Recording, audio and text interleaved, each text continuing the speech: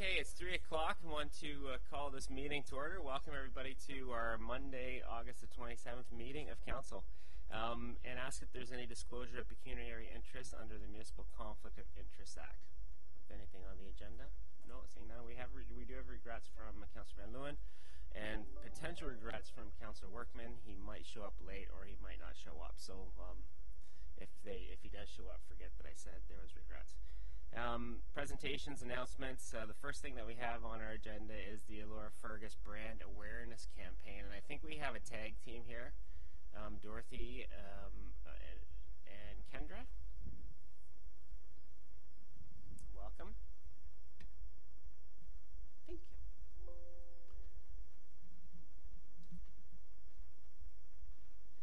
So this first slide just explains briefly, this is a project that is a result of 3 years of working in a partnership with the Township, Pearl Hospitality, RTO4, and Destination Ontario. And it was primarily funded by RTO4 and Destination Ontario. This is a $250,000 campaign, and our contribution was $25,000. The key focus was to develop a model for destination management and marketing that will serve the Township now and in the future.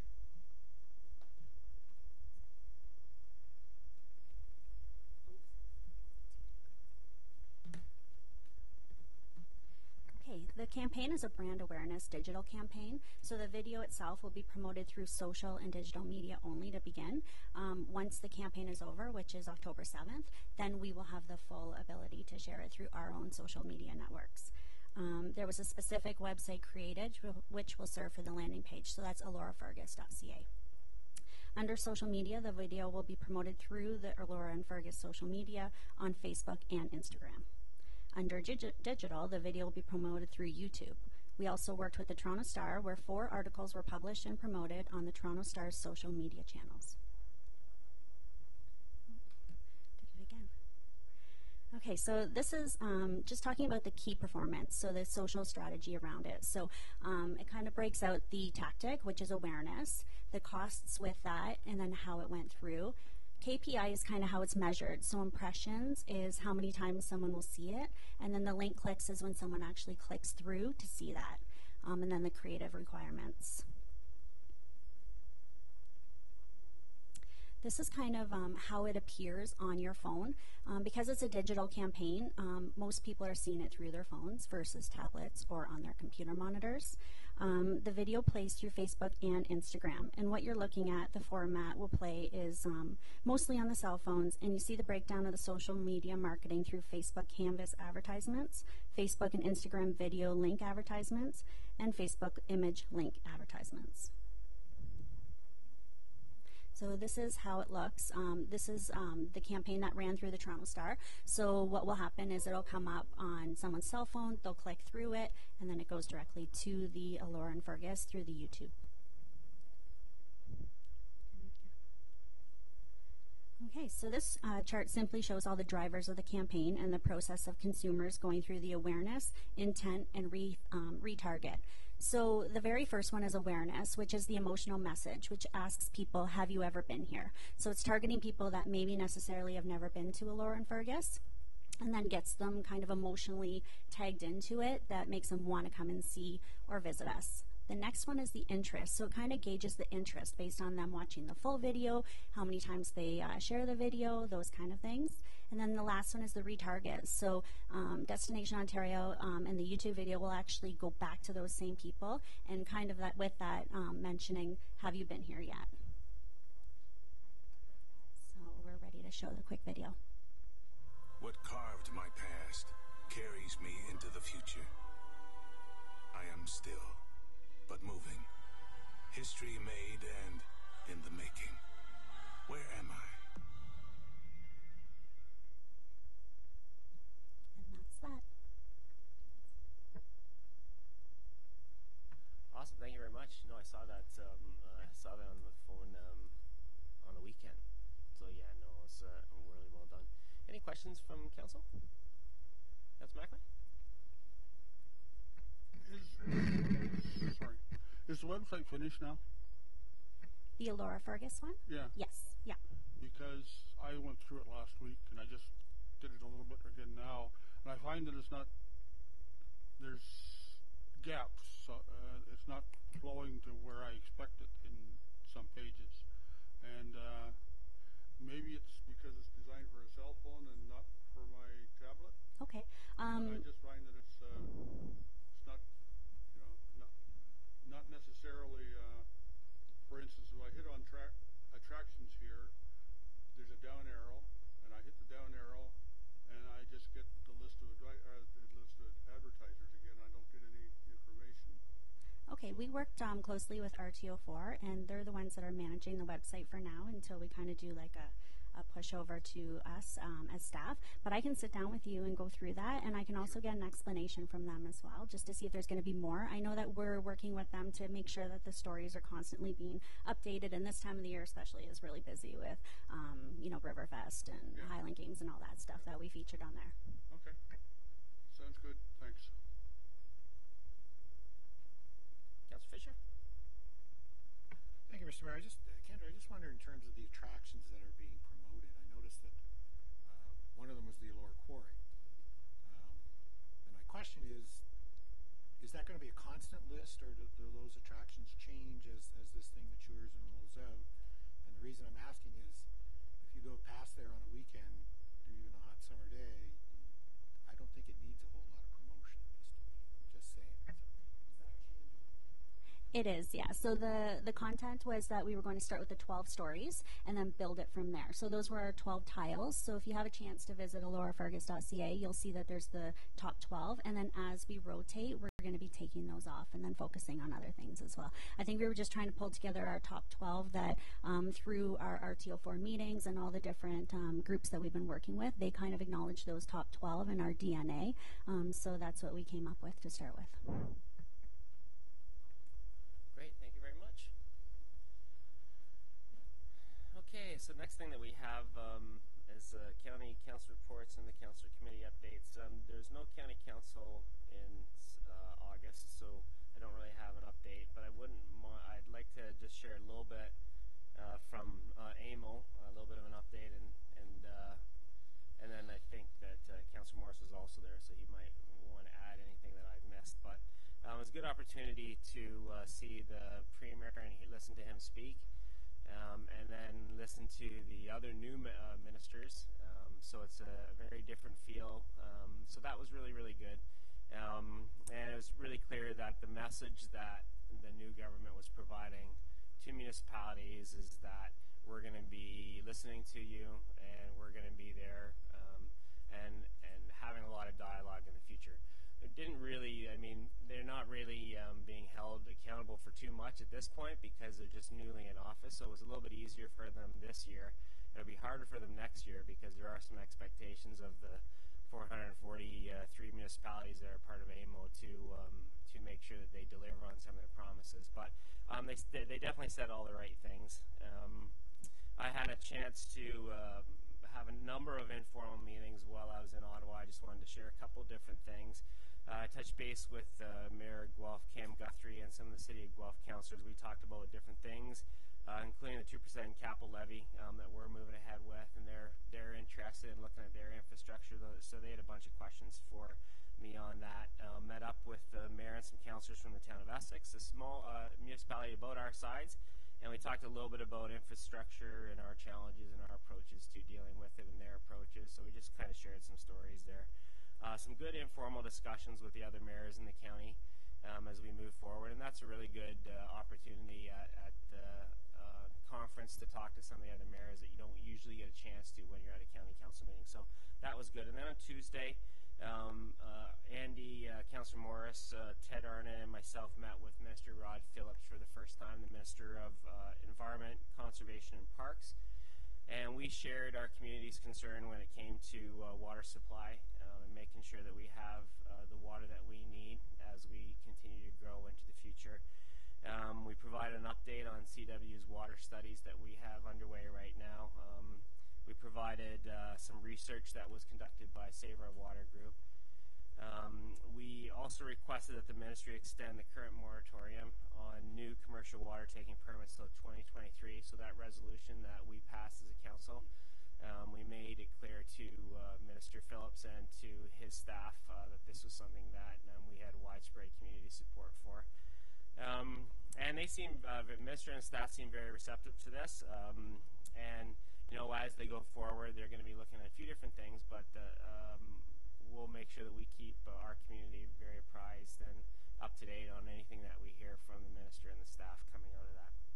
So that was a quick, and we also had, I mean, on the fun note, we had the opportunity to do a tour of Parliament buildings. Our new Senator, Rob Black, was our tour guide, and he showed us his new desk and where he's sitting, and he gave us the tour that went beyond where some of the people get to go, and we went into some of the different corridors through the Senate building. So that was really, really interesting. Great to see him in his new environment. It sounds like he's really liking it and doing a lot of good work there. So that's a little bit about AMO. Councillor updates. Councillor Fisher. Thank you, Mr. Mayor. There was a meeting of Heritage Centre Wellington on August 7th. Several demolition requests came forward. A couple of them are on the agenda here today, and I think one good put off for future consideration. Also some discussion of upcoming items that the committee expects to be seeing, I think, at its September meeting. So we'll look forward to those. There was a meeting of the Community Service Advisory Committee on August the 8th, and it was a very good meeting after a couple of months break from dealing with the McDonald Trust. The minutes are actually attached to the agenda, and I'm not going to just go through them in detail, but we had a very good discussion on the Culture and Recreation Master Plan and some of the suggestions in there, and there were some actual suggestions made about how that might be presented in a way that maybe gave a little bit more weight to the arts and culture side of it as opposed to the recreation side, so hopefully that gets picked up. Got a very useful update from the department on the projects that are underway and some of the initiatives that they're doing. So it was a very good meeting, a good way to get for the committee to get back into the swing of things after taking a bit of a break. Thanks. I think it was probably a well-deserved break for them since they've been pretty busy. Councillor Morris. Yes, thank you, Mr. Mayor. I'll get to the Victoria Park Senior Centre in just a moment, but just to pick up on what the Mayor said about AMO. One thing that I appreciated so much about the meeting with Minister Phillips about the water situation in Centre Wellington is I found him to be sincerely and genuinely interested in what we had to say to him. I thought he was quite open and very respectful and received our presentation eagerly. So I was pleased to see that. Also, listening to the Minister of Urban Affairs speak, Steve Clark, he basically summed up what his message to the municipalities were in one word. He said it's relief to municipalities. I don't know if that means that we're going to have an endless supply of antacid pills sent to us, or whether there's going to be actually some financial relief coming to municipalities. But we'll have to see how that word sort of plays out in the coming months. Also at the AMO conference, I did attend a breakout session sponsored by the City of London, and the speakers there were two younger individuals who talked about the youth initiative that the City of London is currently engaged in. It's not a funded initiative by the City of London, but it's funded by other sources, but it works in conjunction with the city itself. And what I found very interesting about it is a couple of things. They first of all said that the youth of London and the youth across Ontario actually really care about the same things that adults care about or older people care about. And so one thing they stressed is that we should really be careful when dealing with the youth of our communities, is that we don't treat them as students to be educated, but we treat them more as partners who want to be engaged. I thought that was a very telling comment and something worth remembering.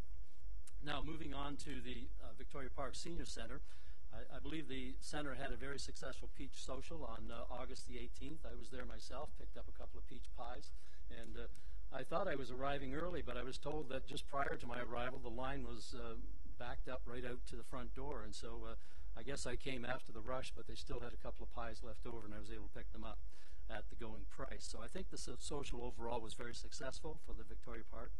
And secondly, they have a fall fling, which is to replace the spring, spring fling? I guess that rhymes. no alliteration there, but anyway, they're just moving it because of the weather in the spring washed it out.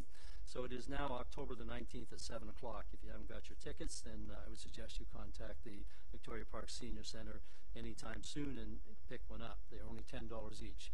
Cheap date, guys. So don't tell your wife how little you paid. That's all. Thank you. Thanks, Councillor Morris. Councillor Geddes? Thank you, Mayor. I have nothing to report. Councillor McElwain? Oh, I'm already turned on, which is good, I guess. I have no committee information to report, but I just wanted to comment on a couple of things that have happened since our last meeting. One of them is that the Inverhaw Cricket Club has closed its doors forever at this point, and the property is being sold, and the Inverhaw Cricket Club is no more. So it was a valuable resource for Centre Wellington for many years and raised a lot of money for the hospital, and we'll miss their contribution to the community. And the other very sad closing yesterday was the Desert Rose. After 39 years, it will also be missed, but the replacement I'm sure we'll look forward to. Thanks. Thanks, Councillor McElwain. And now moving on to confirmation of the agenda. We have a recommendation of the Council of the Township of Centre Wellington to confirm the agenda for its meeting held August 27th, 2018. Move for that recommendation. Councillor Kitcher, second by Councillor Morris. All in favor? And that's carried. Okay, we have confirmation of minutes from our council meeting on July 23rd. Recommendation that the minutes of the council meeting held July 23rd, 2018 be adopted as circulated. Mover for that recommendation. Councillor McElwain, seconded by Councillor Fisher. All in favor? And that's carried. Okay, moving on to our reports. We have Centre Wellington Fire and Rescue Dispatch Services Agreement, and we have Pat, the Managing Director of Community Services, to speak to that. And also the Fire Chief is here if you get into any additional detail requirements. Yeah, thank you. I'm going to actually ask Fire Chief Brad Patton to join me up here at the podium. He's going to add to the presentation. In 2007, the City of Guelph since 2007, the City of Guelph has provided dispatch services to Centre Wellington. And as part of the Fire Master Plan, it was identified as a priority for Council to consider alternative options for delivery of fire dispatching services.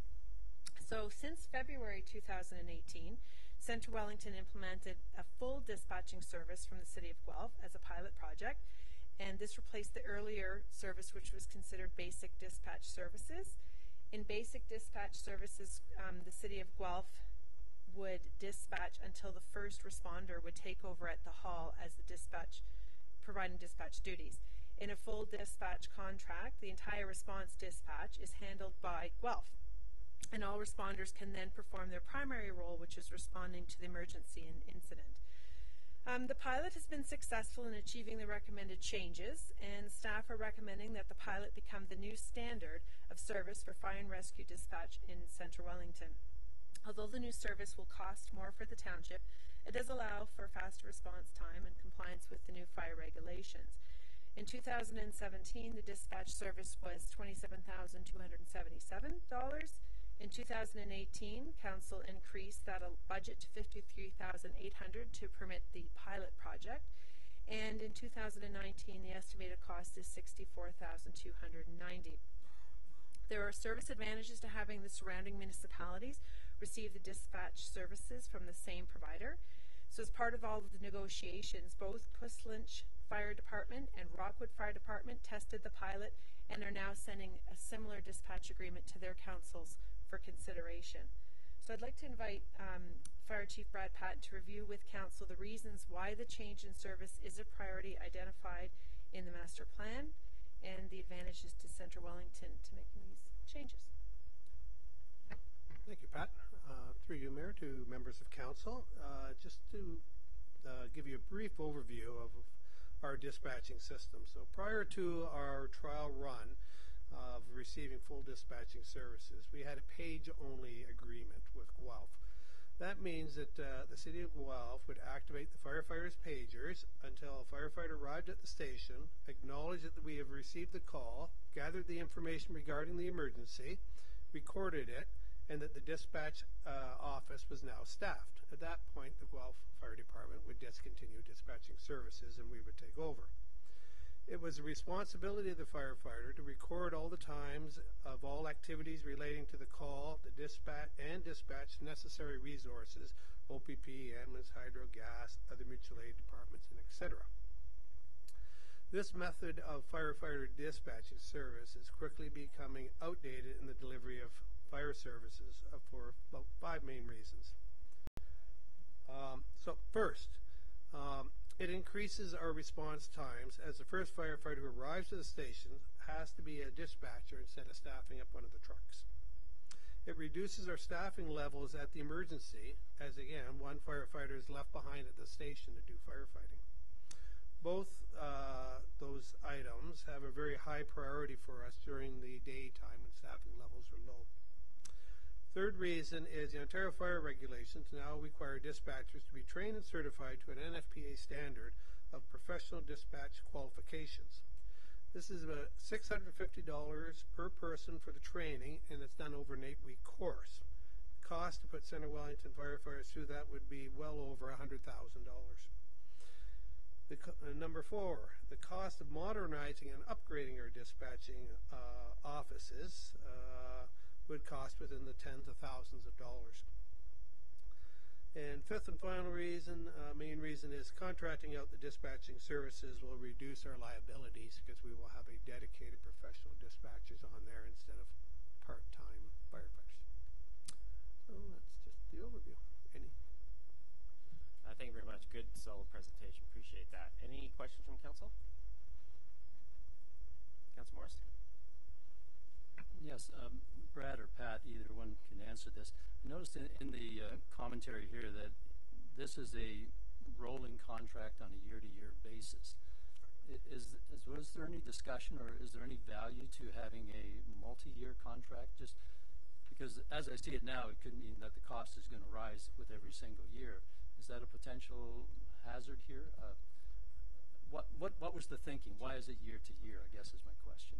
Right. So the contract rolls over year to year, and we will review it in depth every 5 years. So every year there's no real activity between the partners if they want to continue with the contract. The only times that I can see our increases arising is when StatCan releases our per capita population. That's the figure that they use to figure out the costing of the billing for the dispatch. So that only happens every about, 4 years? 5 years. Also, if there's any equipment enhancements or something needed within the dispatching frame, then that will be passed over to us. So I'm not sure we're going to see increases every year.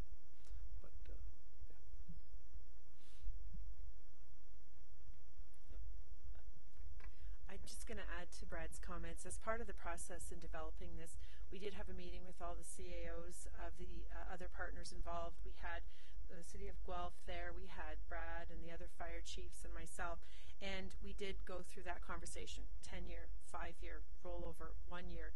And when it went back to the lawyers, this is what they came back with as the best option for all of the parties involved to allow flexibility and also out clauses as well as something that we don't have to sit down every year and renegotiate. So that was how that all came to be.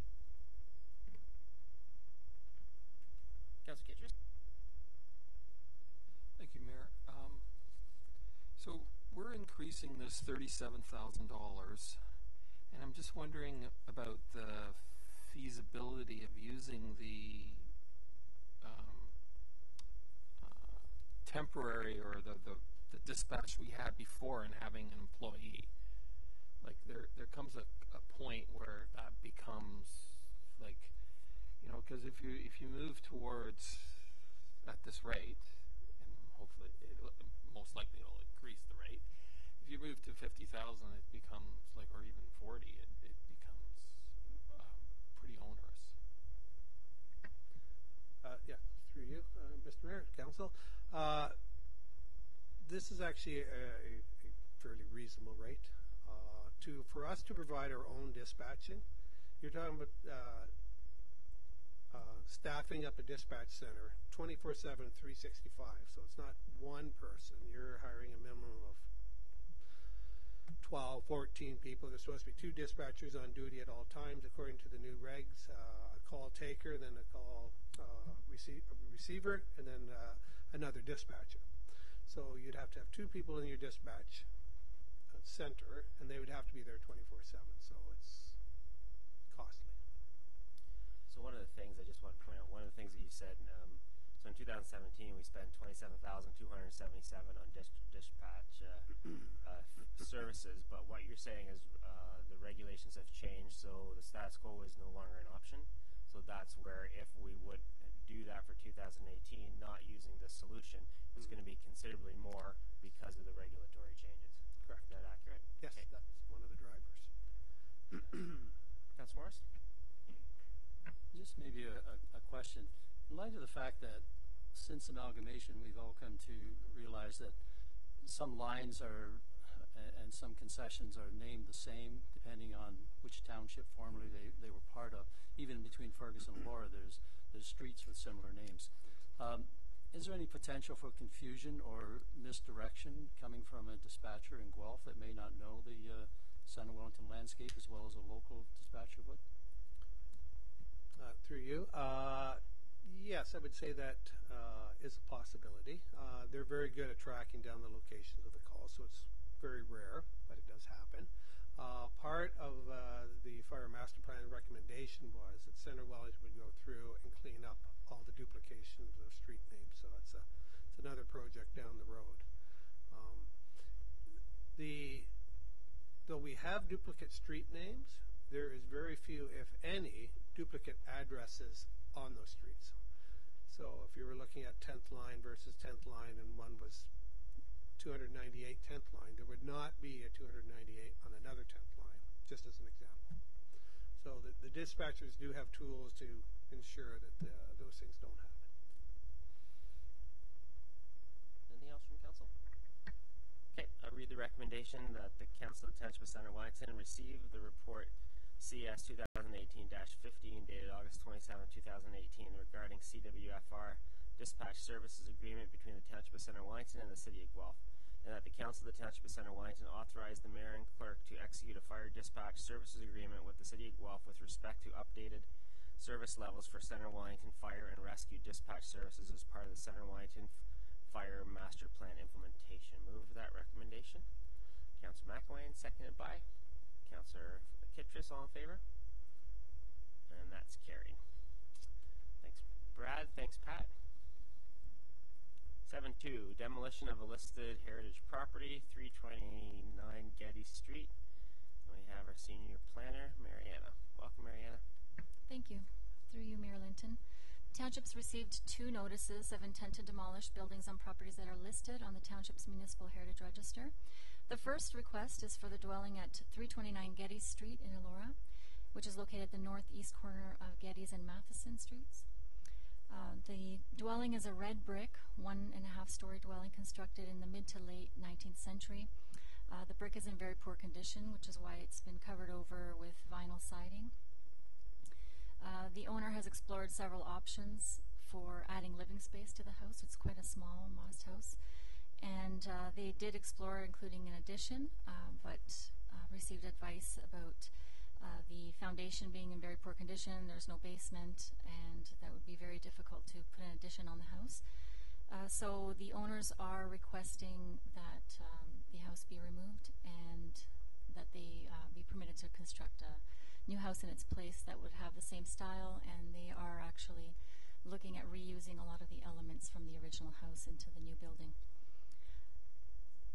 So we did historic research. Actually, the owner commissioned historic research from the archives, and it indicates that there's no significant history to the property. There's no persons that are significant to the community that have been associated with the property, and there's very limited contextual value, although it's aesthetically pleasing.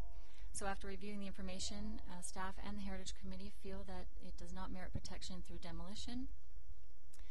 through any of the criteria for designation under the Heritage Act. Heritage Centre Wellington made the recommendation at its meeting on August 7th.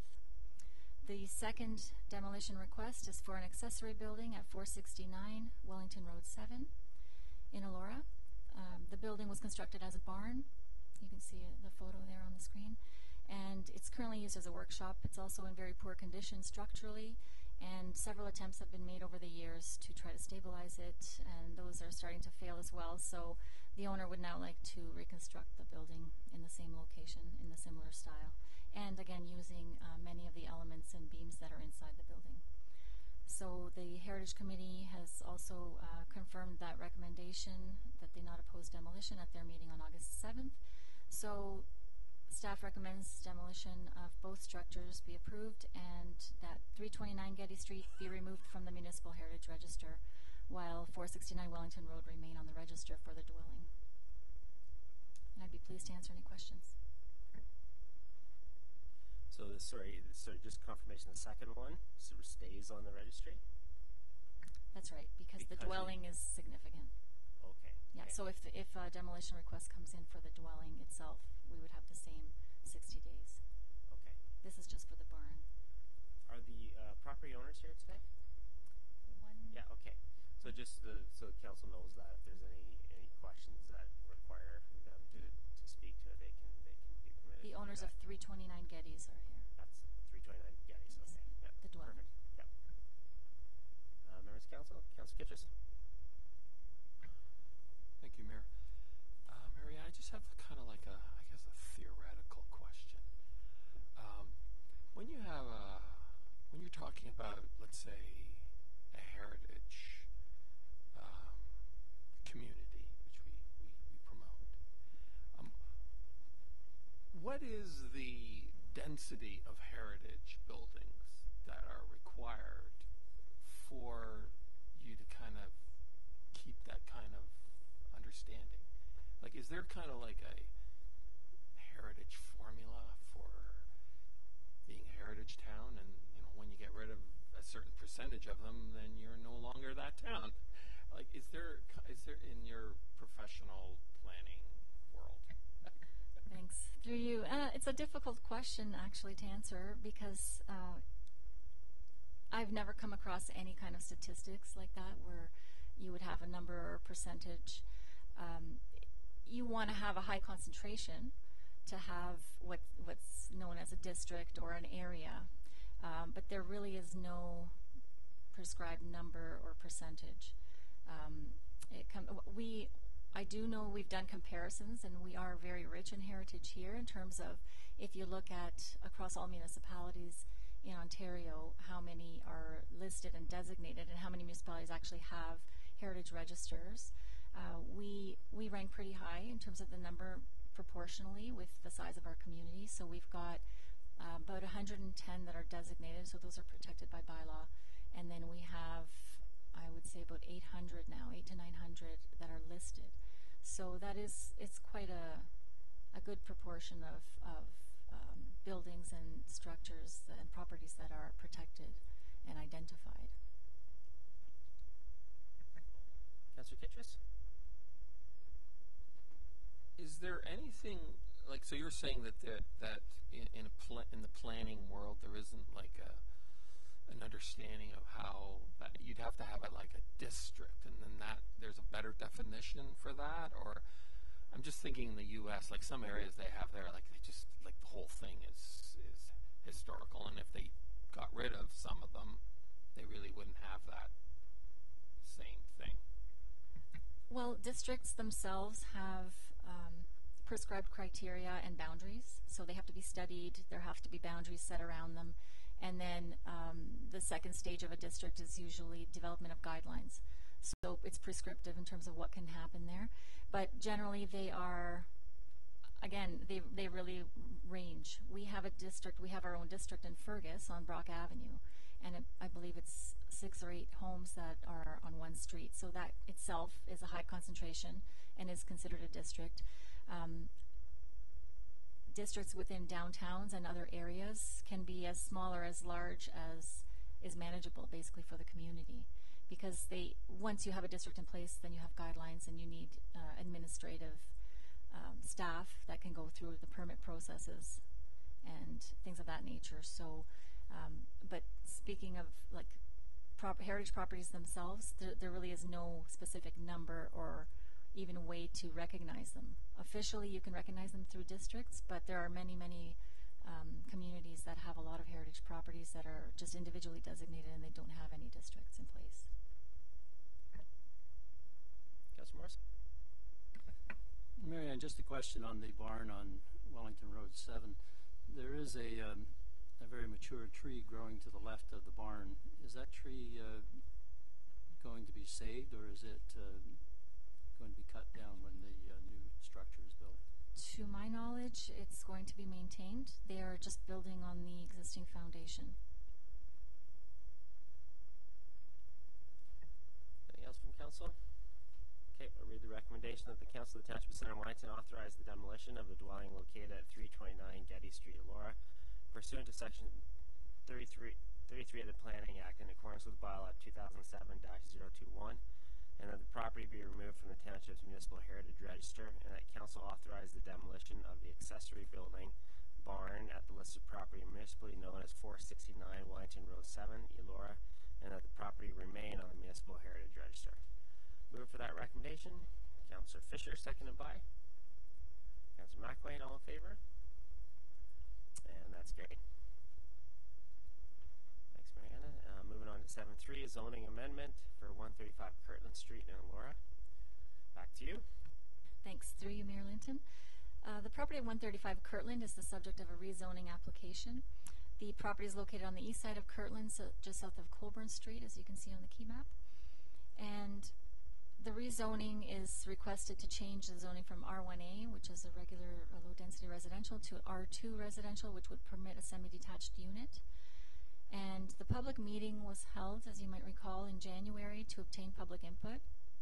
At that time, there were concerns raised about tree protection from the neighbor to the rear, and there were concerns raised about grading and drainage for the property adjacent to the south, as well as some concerns about street parking.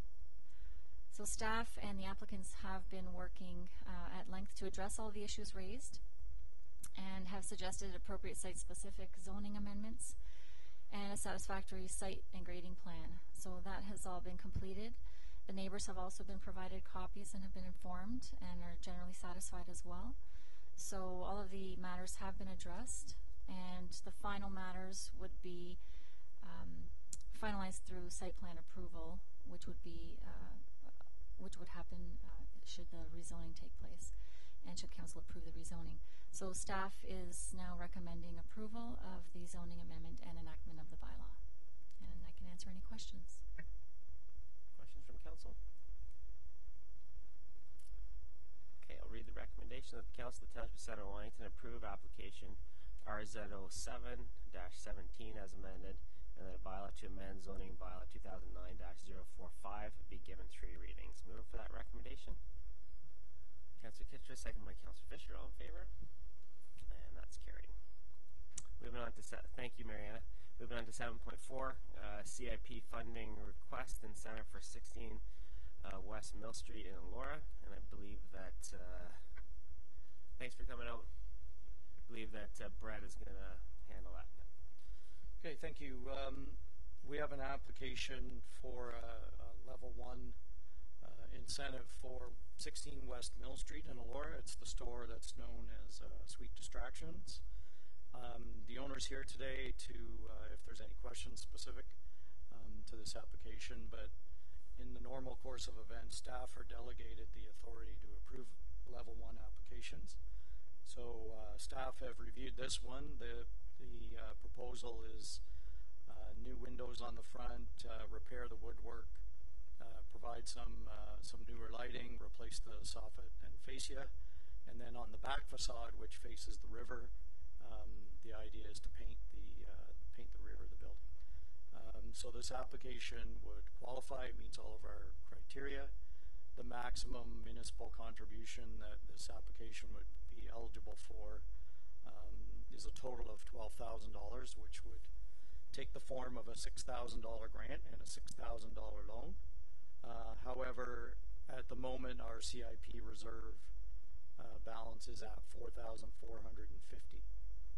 So in order to be able to provide the full grant of $6,000, we're asking that council approve an additional $1,550 for this application so we can provide the full grant amount. Thanks, Brett. And any questions from council? Councillor Morris? Brett, since we're topping this up, then I'm assuming that there'd be no more CIP applications until next year's budget is set? Is that the case? Our thought is that there's been some discussion, I think, with maybe one other applicant that could theoretically come forward before the September council meeting. If it does, we would bring forward a request for council to allocate the funding for that one. But we're not asking otherwise for additional funding to go into the reserve. We would assume that we've got some money set aside in the downtown revitalization for Fergus related to specifically to blade signage, and that program can continue with funding. But otherwise, with the county having brought out its own kind of CIP program, that we will need to amend ours in order to implement some of the county programs. That's something that we'll take a look at, and as I say, we'll need to amend our own CIP. So we'll take a bit of a pause and then ask to fund the reserve in the 2019 budget. But if we do get, as I said, if we get any individual applications, we'll bring them directly to council. Councillor Morris? And how much funding has been provided through the CIP program to date? Dan might be able to help with that. I think last year, in the 2018 budget, we didn't ask for any additional funding because the prior year we didn't use it all. Yes, through the 2015 budget process and 2016 budget process, total going into the CIP reserve was approximately $103,000. So that would be to cover the grant component of the CIP program, and the loan component is just set up as an amount we will receive back over time. Councillor Kitchers? Thank you, Mayor. Brett, what's the total cost of this project? Well, we only see the estimates for the parts that we're eligible for. So the cost estimates we see are for the things that the township can approve, and that's about $25,000.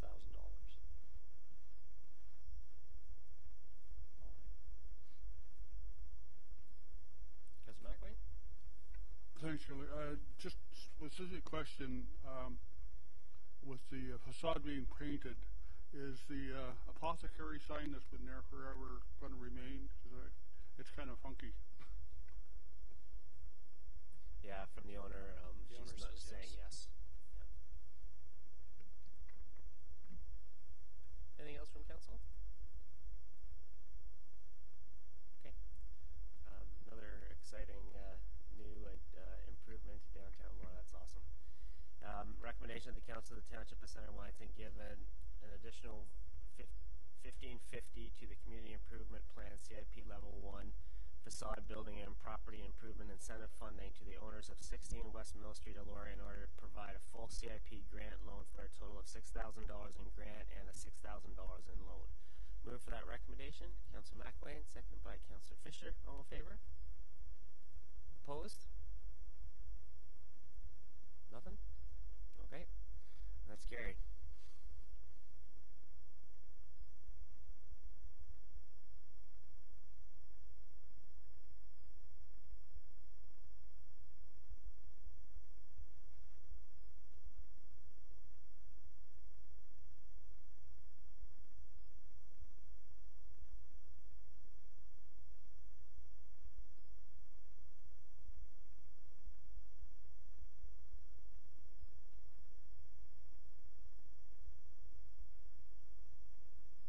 Just to be sure, is this one of those in and out kind of situations where we pay the money, the province refunds it back to us?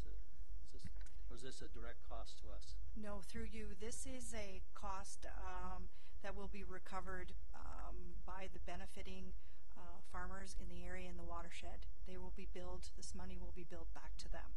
We act as an in-between in that we'll pay the contractor and then we will collect the monies after the work is done by those that benefit from the work being done. Okay. Councillor McWayne?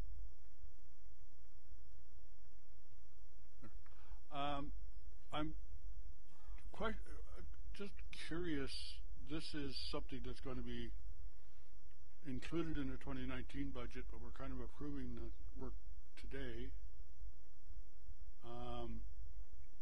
And because we're lame duck, can we do that? I don't think we're lame duck, but We're not currently lame duck, and I think they're going to try and have this work done as soon as possible. It may not be billed back and received until next year, but this work has to be done in accordance with Section 4 of the Drainage Act. Okay, I was curious about the 2019 budget piece of it, and I actually thought we were lame duck as of the beginning of August. So no, council could be lame duck in two instances, either right after nomination day or right after the election. We are not currently lame duck. We needed 6 members of council to file, and we have that. okay, So we are not lame duck currently. thank you. okay, I'll read the recommendation that the Council of the Township of Southern Wellington, in accordance with Section 74 of the Drainage Act, approves the maintenance and repair work to portions of the A and B drain of Bixhorts Burkholtz Municipal Drain, estimated at $9,000 by Hannah and Hamilton Construction, as outlined in the Drainage Superintendent's report dated August the 8th, 2018. Move that recommendation. Councillor Morris, second by Councillor Kitchers. All in favor? And that's carried. 7.6, recommendation to award an RFP, rain-derived influent infiltration study, and that is going to be presented by Dan. Thank you, Mayor Linton. As mentioned, this is an RFP for a rain-derived I&I study. It's been split into 2 components. The Fergus component of the I&I study is suggested to commence this fall, and the Elora-I&I study would commence in the spring of 2019. The main objectives of the study are to identify and assess the extent of I&I within the Fergus and Elora wastewater collection systems, to identify opportunities of reduction of I&I, and to plan for future I&I investigations. An RFP was conducted. There were 14 registered plan takers.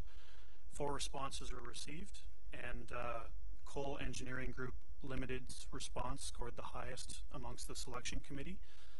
And Dino, our Manager of Environmental Services, is here representing the selection committee if council has any specific questions about the study itself. You'll see from the financial implications section that this project was funded over 2 years, 2018 and 2019. When we set the 2018 budget, the 2019 allocation was suggested at that time to be $50,000.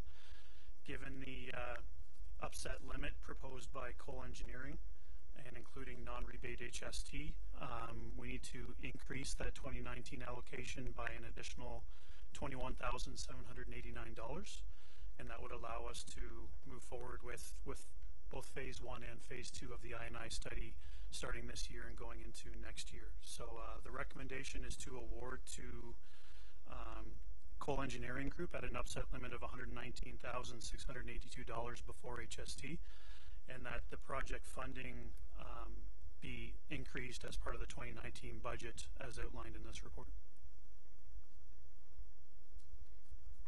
Okay, thanks, Dan. Any questions from council? Councillor Kitchers? So is this part of the wastewater budget? Through you, Wellington, yes, this is funded through the wastewater budget. Kitchers? So are we, I'm not sure what we're doing here with the wastewater, because I thought that's kind of like our closed system, and how does rainwater affect our wastewater? Dino, you want to take that? Okay. Through you, Mayor Linton, to Council. Well, infiltration and inflow is a process by which inflow, there are two different processes. Inflow is rainwater that enters our our sanitary system through storm events from weeping tiles, sump pumps, cellar drains, rain downspouts, very common. Infiltration is where we have high water tables and groundwater infiltrates to the pipes and the manholes. So it causes an inflow during rain events. I brought some figures. For example, our dry events, our daily flows in Fergus are approximately 3,500 cubic meters. And in wet events, we have approximately 14,500. So significant impacts. Pitches? Just trying to understand so is the rainwater seeping into our sewage system? Is that what you're measuring? In part, yes. The infiltration part is yes. Very common, you'll see beside homes rain downspouts that enter into the ground. Those are directly connected. In many cases, those are directly connected to our sanitary system.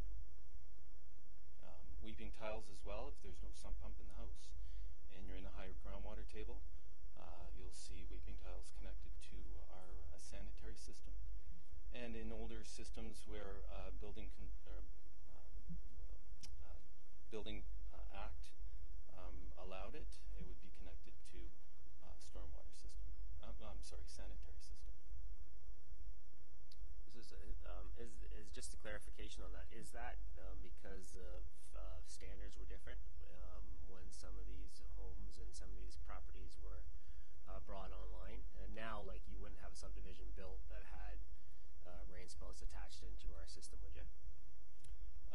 Yes, and Brett may know the year that changed, but at one time when only storm was available and sanitary systems weren't available, you're allowed to hook up to the sanitary system.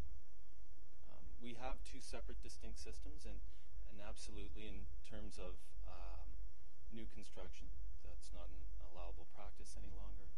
However, in historical areas, we do get that quite frequently.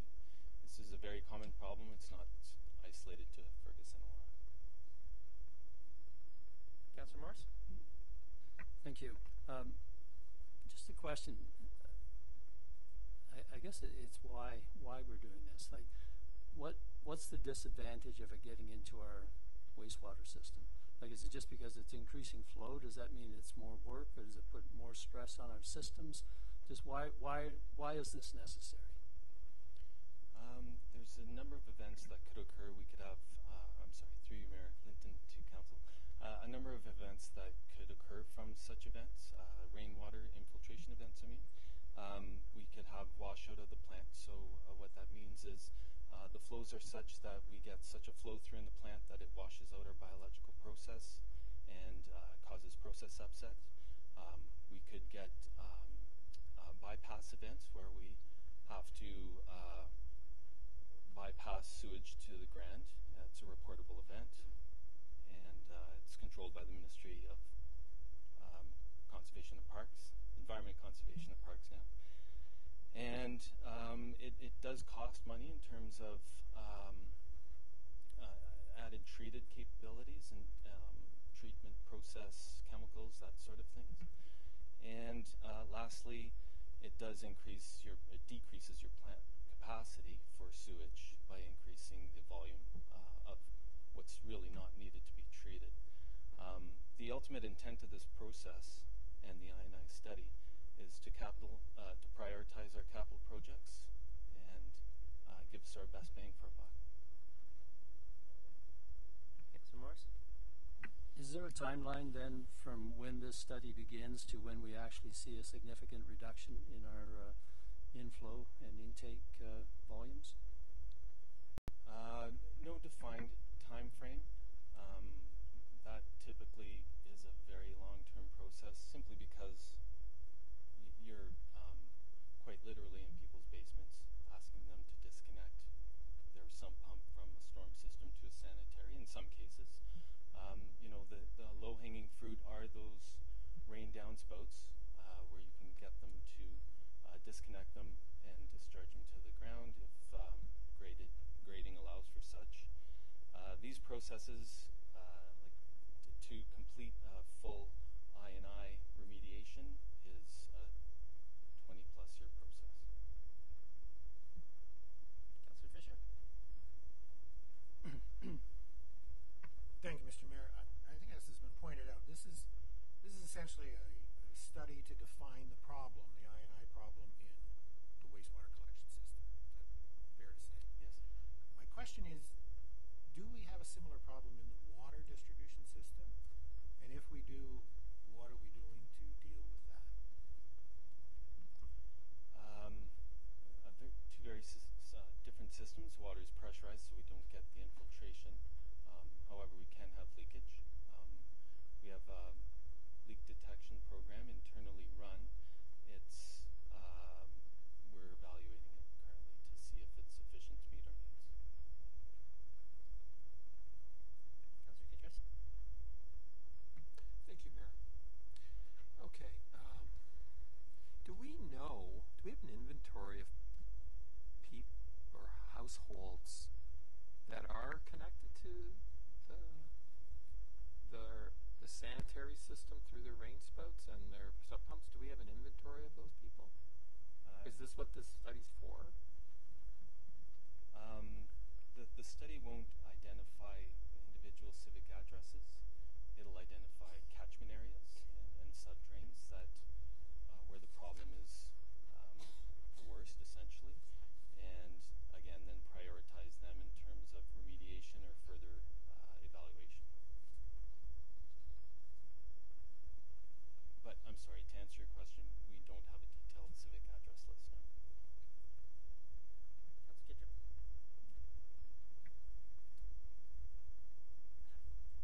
Is this the first time we've done this, or is this something we do ongoing? Is this the first time we're doing this, or are we planning on doing this on a regular basis? Or I'm just wondering. Historically, as far as I'm aware, historically we had done a small subdrain catchment area in the Churchill district, sub-drainage district, which helped identify what the impact of rain-derived inflow and infiltration was in that area. I think it was, again, I wasn't here at the time, but I believe it was to help identify the capital project for reconstruction. In terms of prior to that, I can gain some information and provide you an update as soon as I can learn more from Colin when he returns.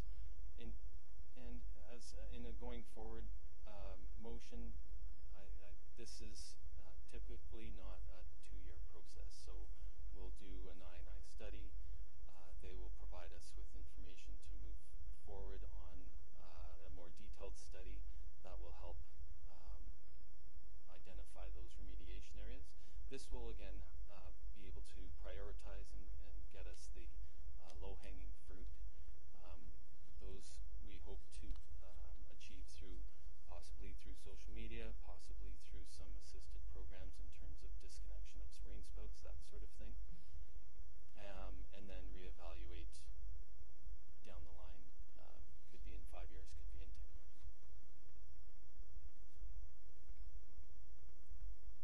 Anything else from council? Okay, I'll read the recommendation of the Council of the Township of Center Wellington award request for proposal 21-18 regarding a rain-derived inflow and infiltration study to Cole Engineering Group Limited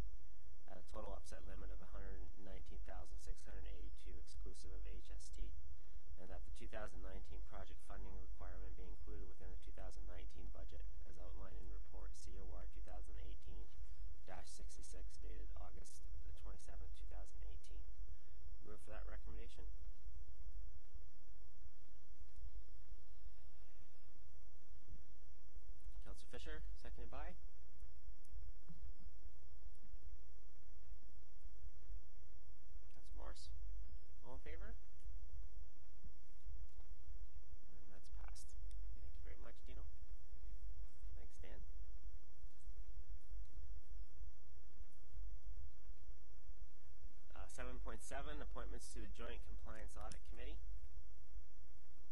And so you have a report there. You want to speak to that, Carrie, or is that you? Yeah. Is that you? Yeah. Okay. I don't really have anything further to add. Council will recall establishing the committee in the terms of reference. We now have candidates, and this would just be appointing those candidates to the joint committee. Any questions for Carrie? Councillor McLean? Thank you. I wasn't here for the May meeting, so I don't really understand what the Joint Compliance Audit Committee does. Well, it's a little more complicated than it was at the last election. The member municipalities in the county have coordinated efforts to and asked council to appoint a joint committee that will, if complaints are received regarding candidates' financials or third-party advertising financials, the committee will review that complaint, will review the financial statements and determine whether an auditor is to be appointed to further investigate and whether legal action will be taken. Councillor McLean? So this is kind of a less than a year kind of an appointment? Well, it's the appointment is for the term of the new council. Depending on the investigation, it may be easy. We know of one in Springfield that's taken over 2 years. So the committee serves until the work is done.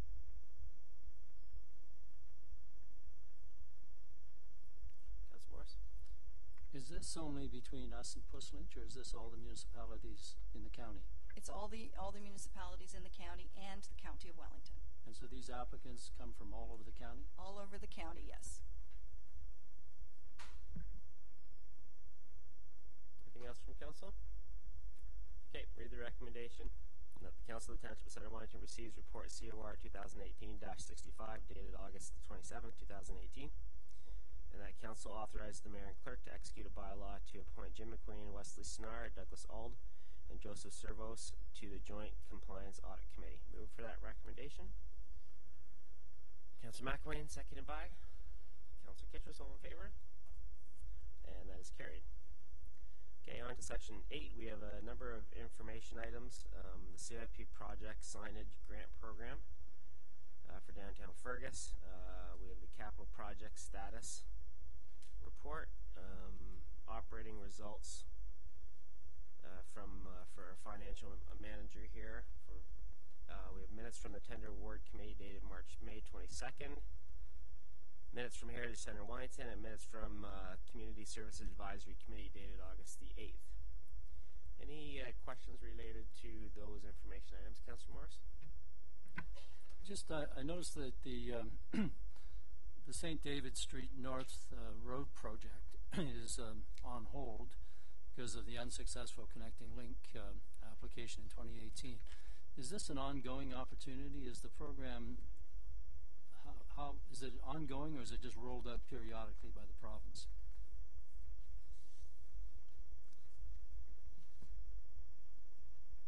Does anybody know? Dan? Through you, Mayor Linton, I believe the Connecting Links program, from time to time, it might be annually, that they open it up for applications. We were unsuccessful in getting a grant to design the piece that goes north of what we're working on right now to Garifrax, I believe. So that is on hold pending potentially going out for another application when it opens up again next year.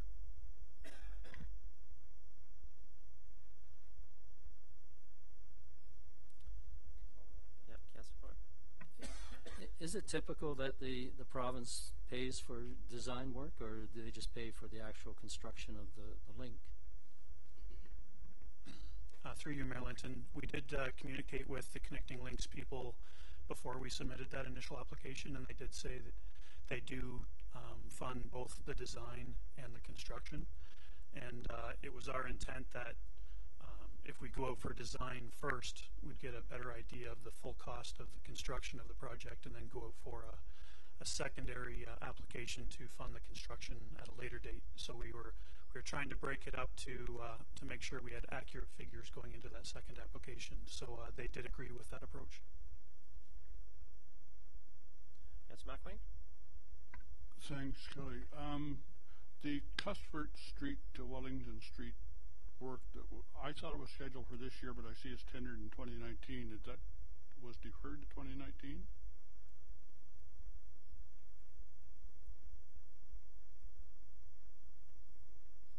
Rob, can you answer that one, or Dan? Cuthbert Street, so this is on page 3. Yes, that project's been deferred to 2019 just because we're waiting to see what development's going to be happening on Wellington Drive. So there's a development on Wellington Drive. Okay. So we're just waiting to see what their needs are, and then we can move forward. So the money that was allocated to this project will be carried over to 2019 then? Yes. Okay. Thank you. Councillor Kittrus? Thank you, Mayor. On this analysis of capital projects, Dan, can you just explain, like you have the budget and you have the revenues. What are the where's that revenue coming from? Is that taxes, or is that developers, or where's the sources of that revenue?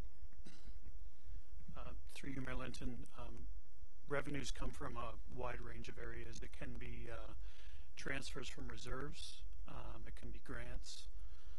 It could be third-party contributions.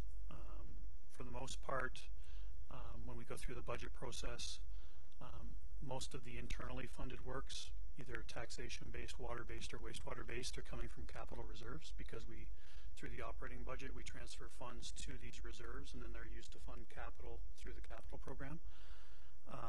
But what you're seeing here is a total consolidated look at all revenues funding that capital program. So it could be one source of revenue, or it could be 2, 3, 4 sources of revenue.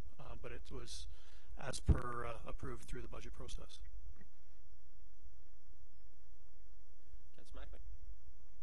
Thanks again.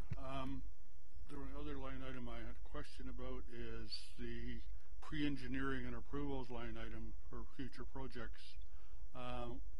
There was $250,000 allocated to that, and you've only spent $28,000. It says ongoing in 2018, but I can't see a lot more pre-engineering happening in the next 3 months.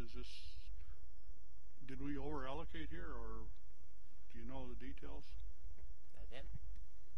Yeah, through you, Mayor Linton, we actually have a proposal that is out right now for bridge environmental assessments for bridge work that we're going to be doing next year.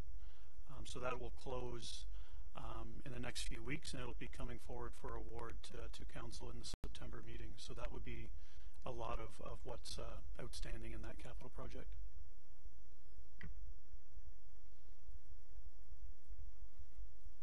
Councillor Kittrus?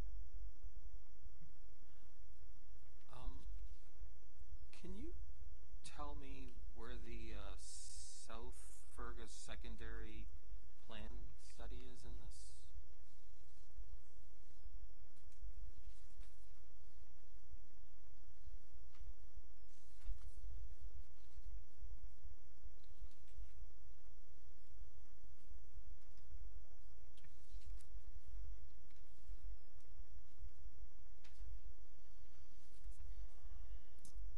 It's under Parks and Rec, last page. Planning and development. Mark? Yeah, it's item 154.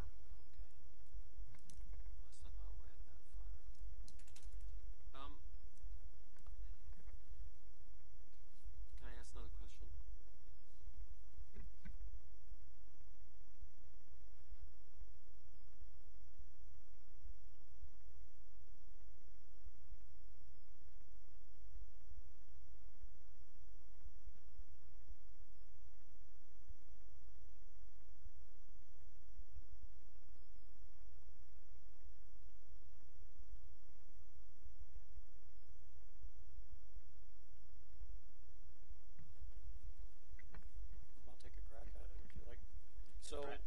our official plan specifies that some of the large areas that will come on stream for development in the future have to go through a secondary plan process. So in this case, the South Fergus secondary plan would be sort of the lands between Guelph Road to the west and Scotland Street to the east. So it's all the land kind of south of the current development, south of McQueen, right down to the second line, be the area that's covered. So, and our official plan sets out all the things that you have to do for a secondary plan. So that includes starting with a sub-watershed study that looks at the drainage pattern in the area and how to maintain the drainage, looks at the hydrogeology, the water table, and the direction of water flow, would assess kind of the natural heritage because there's some wetlands and water courses. Nickel Drain number 2 runs through there. It look at the water system, the storm drainage system, the sanitary sewer approach to do that whole area because we have to extend a sanitary sewer up Guelph Road. The traffic, we'll have to consult with MTO about access.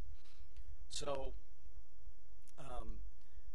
it's a long-term project because the environmental things sometimes will take a full year to do all the site investigation and surveys that need to be done.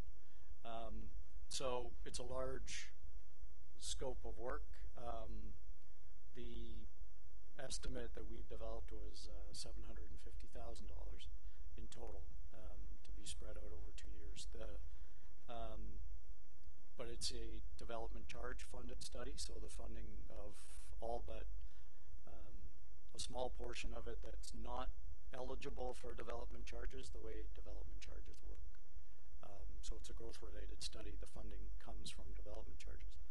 What we have been looking at through our most recent DC study is trying to refine the components of it so that the engineering-related studies are 100% fundable. So we're looking at, you'll see that in how that plays out in the 2019 budget, how we've broken that down. The challenge in that area is there's a large number of landowners. So, for instance, with the Northwest Fergus secondary plan that was done,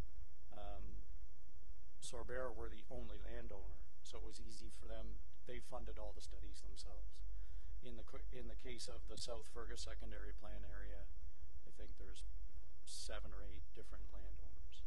So it's a challenge for them to all get together and agree to put up their share. So it's a legitimate development related cost. So it's being funded from development charges.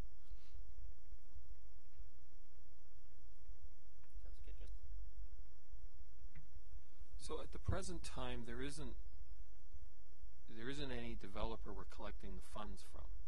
Is that right?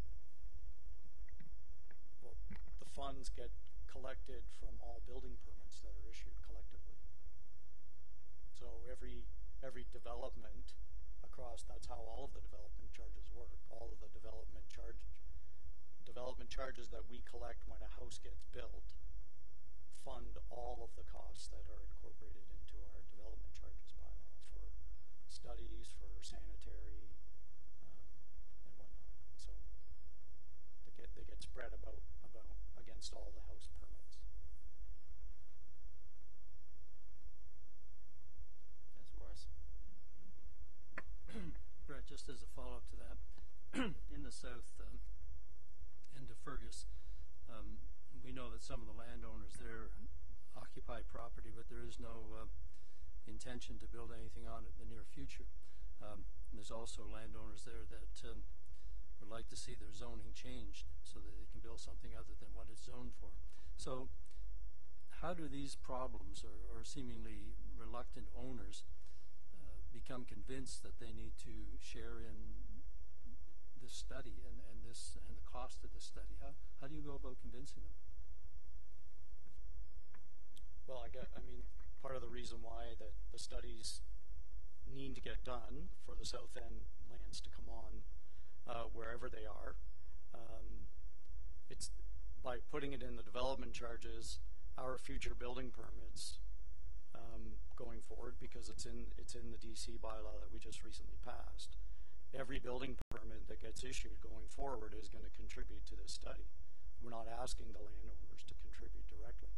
So they will obviously need to participate as landowners. When you do the studies, you'll need landowner permission to enter onto property and do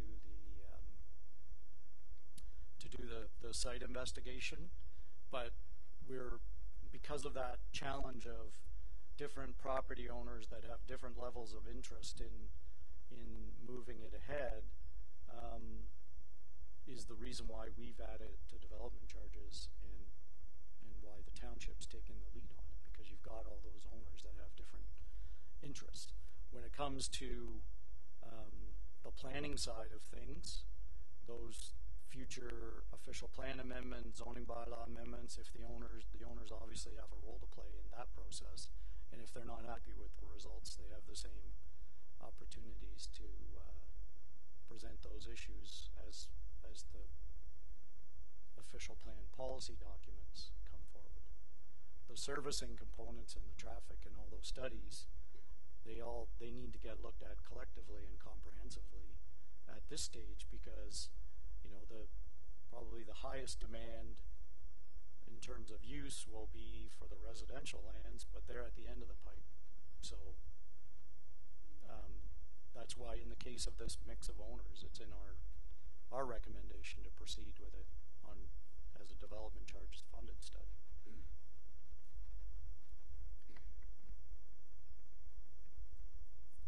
Anything else from council on any of the information items? Councillor McLean? Sorry, I missed one question when I was going through this previously. On line item 74, I guess it is, source water protection. I was questioning what it means exactly. It says our expenditures 128K, our revenues were 132K, but we're over budget by 128K. So, is that just a typo, or are we really over budget by 128K, or exactly what does that mean? Mark? Yeah, the under over budget column, the far right, what that's calculating is, excuse me, the difference between the budget column and the expenditure column. So you see there's no budget amount for that source water protection, because what that is, it was actually an SPMIF grant that we got partway through the year. The budget column only takes into account items that have gone through a formal budget. So that capital project wasn't created by a formal budget. It was actually created by a grant we were successful getting, and then from there we started tracking the expenditures related to that grant. So at the moment we have $4,000 more than. Correct. There's $4,000 left in it actually. Yeah. Councillor Morris? Mark, on line 158, I guess, it's the vehicle replacement. It says no vehicles are scheduled for replacement in 2018. Should we, or do we have any kind of a systematic replacement schedule for vehicles so we don't skip years like this one when there's nothing being replaced, then next year probably an inordinate amount of vehicles being replaced? Are we on a systematic replacement schedule? That's actually a schedule that goes in the budget book, and this line I'm referring to is specific to the building department. So the building department, I think, has 5 vehicles, but they have an 8-year life. So I don't think there's any one year that we have 2 vehicles being replaced. There's just a gap every few years where we don't need to replace a vehicle. Okay, anything else? Okay, that's good. That takes care of our information items. We have a motion, a notice of motion, or a motion that's going to be presented from Councillor Kittredge, and I just wanted to give a little bit of context because it's been a couple months since we talked about this item, so I'm not gonna deal with his motion at all. I'll give him lots of time to do that. But I just wanted to give a little bit of context here. So during the 2018 budget deliberations, Council approved moving forward with a council compensation review. Reasoning was council compensation hadn't been reviewed for many years, and we wanted to ensure that the level of compensation wasn't a barrier to attracting good people to run for public office, so that was the reasoning behind it. Council provided direction to hire an external compensation expert, Marion Love, to facilitate the process. We also provided direction to have a volunteer citizen group, which we called the Compensation Review Committee. And this process included the review of the compensation rates for similarly sized in other municipalities. Project funding was that the 2018, one of the project findings was that the 2018 base pay remuneration for elected officials in Centre Wellington was low in comparison to the other municipalities. Mayor came in at 30.7% below the market median, so at around the 50th percentile. And the annual base pay ranges were between $23,000 and $96,000 for that position. Councillors were about 7.8% below the market median, or the 50th percentile, and pay ranges for councillors were between $16,000 and $38,000. So on May 28th this year, our HR manager, Sandra, who's here today as well, and our consultant presented a series of recommendations based on these findings. And one of the most important recommendations for them was to bring the compensation up to the 50th percentile. So it's comparative to, and it hits the average.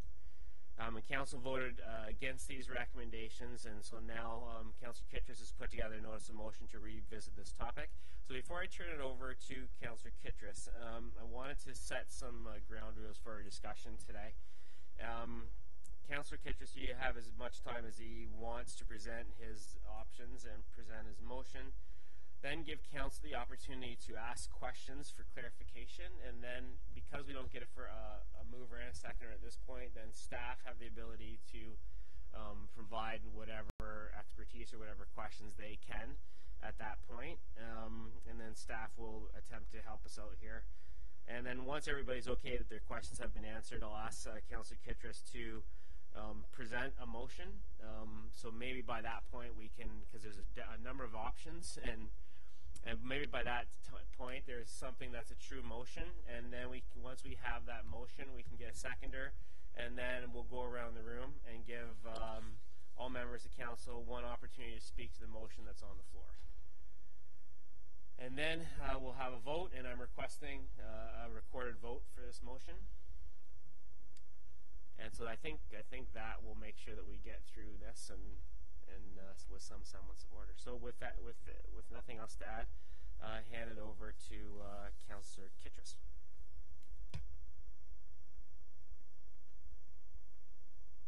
Okay. Do I read the notice of motion first, or is that what? It's not necessary. It has been published. I think this is your opportunity to introduce it and to put forth your rationale and explanation. Thank you.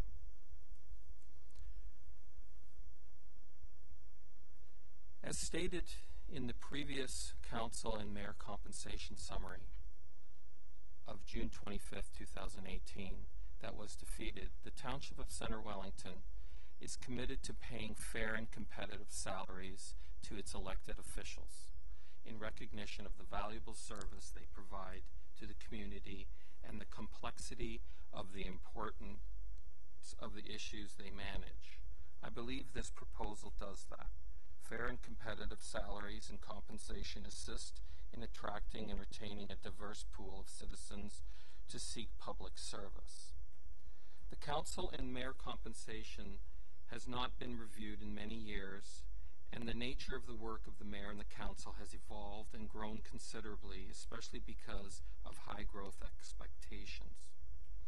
Also, the ending of the 1/3 tax exemption by the federal government as per Bill C-44 would have resulted in a loss in net pay. I believe that I have addressed these issues in my proposal. As an aside, the County of Wellington new remuneration passed earlier this year addressed the compensation loss of the 1/3 tax exemption by increasing county councillors' pay from $32,868 to $38,512, and the warden position from $89,510 to $123,510. The county understood the tax implications of the removal of the 1/3 tax exemption. I've reached out to Mayor Kelly Linton and have included his desire to keep the 50 percentile compensation in option 1, subcategory B, for the base salary pay. I've listened to Councillor Workman that the mayor should be paid between $80,000 and $90,000. I listened to Councillor Morris that the health benefit was way too small to really attract new possible candidates to run for elected office. I've included as part of the motion to not hire the consultant for 10 years. This is open to discussion. Council needs to be more rigorous in evaluating the performance of consultants and the unacceptability of errors in data, process, or conceptual understanding, as was in this case. I could have had 4 or 5 options, but narrowed it down to 2 options with subcategories to be discussed and eliminated in the final motion. Unfortunately, this is what happens when you don't ask for the wage recipient about their thoughts about their wage before you make the proposal. I hope that going line by line we'll be able to strike off paragraphs and form a final resolution. In option 1, there is just an increase in compensation but no raises each year, or the warden proposal. In option 2, I introduce a raise proposal of the easy staff negotiated yearly raise and a citizen feedback and accountability performance review raise. Elected officials are not employees and are mandated under the Municipal Act of Ontario to directly represent the constituents' interests and advocate for them. A subtle balance needs to be achieved between the efficiency of the Corporation of Centre Wellington and the effective accountability to the constituents of Centre Wellington. That is what is proposed in option 2, section 4B, in the aspect of raises each year. I strongly believe the job of warden should be off limits for the future mayor of Centre Wellington. It is a political distraction and a highly seductive monetary compensation that can attract the wrong type of political opportunists to the elected office of mayor. I strongly believe the mandate of the mayor of Centre Wellington and the warden of Wellington County have different loyalties of office, and because the mayor is actually elected by the constituents of Centre Wellington, his loyalties should primarily be for them. Taking out the warden job availability can facilitate that, and this needs to not be an option for the job of the mayor. Human nature suggests that even at the lowest wage increase for the mayor in this proposal, the mayor wage of $38,009 and the new warden compensation of $123,510, that the mayor would be making more than $161,000 if he took the warden job. A very lucrative goal for an ambitious type of politician. This is as much as the MPP and the MP of Wellington Halton Hills are making for a part-time job.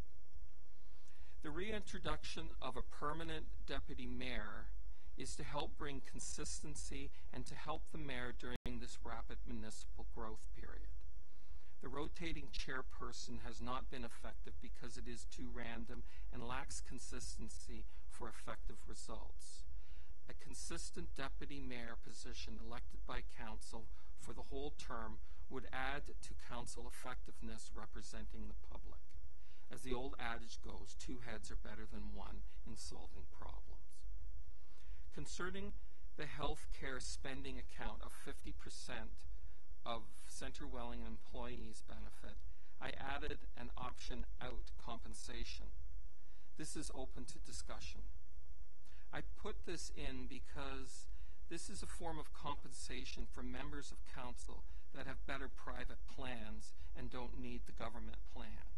Without some form of compensation, we could get into the childish virtue signaling scenario where those opting out for what might be very needed benefits for other are somehow more tax saving and therefore better than those that go with the government council package. Petty virtue signaling is not necessary. We don't want to have people needing a government plan to be somehow thought less of.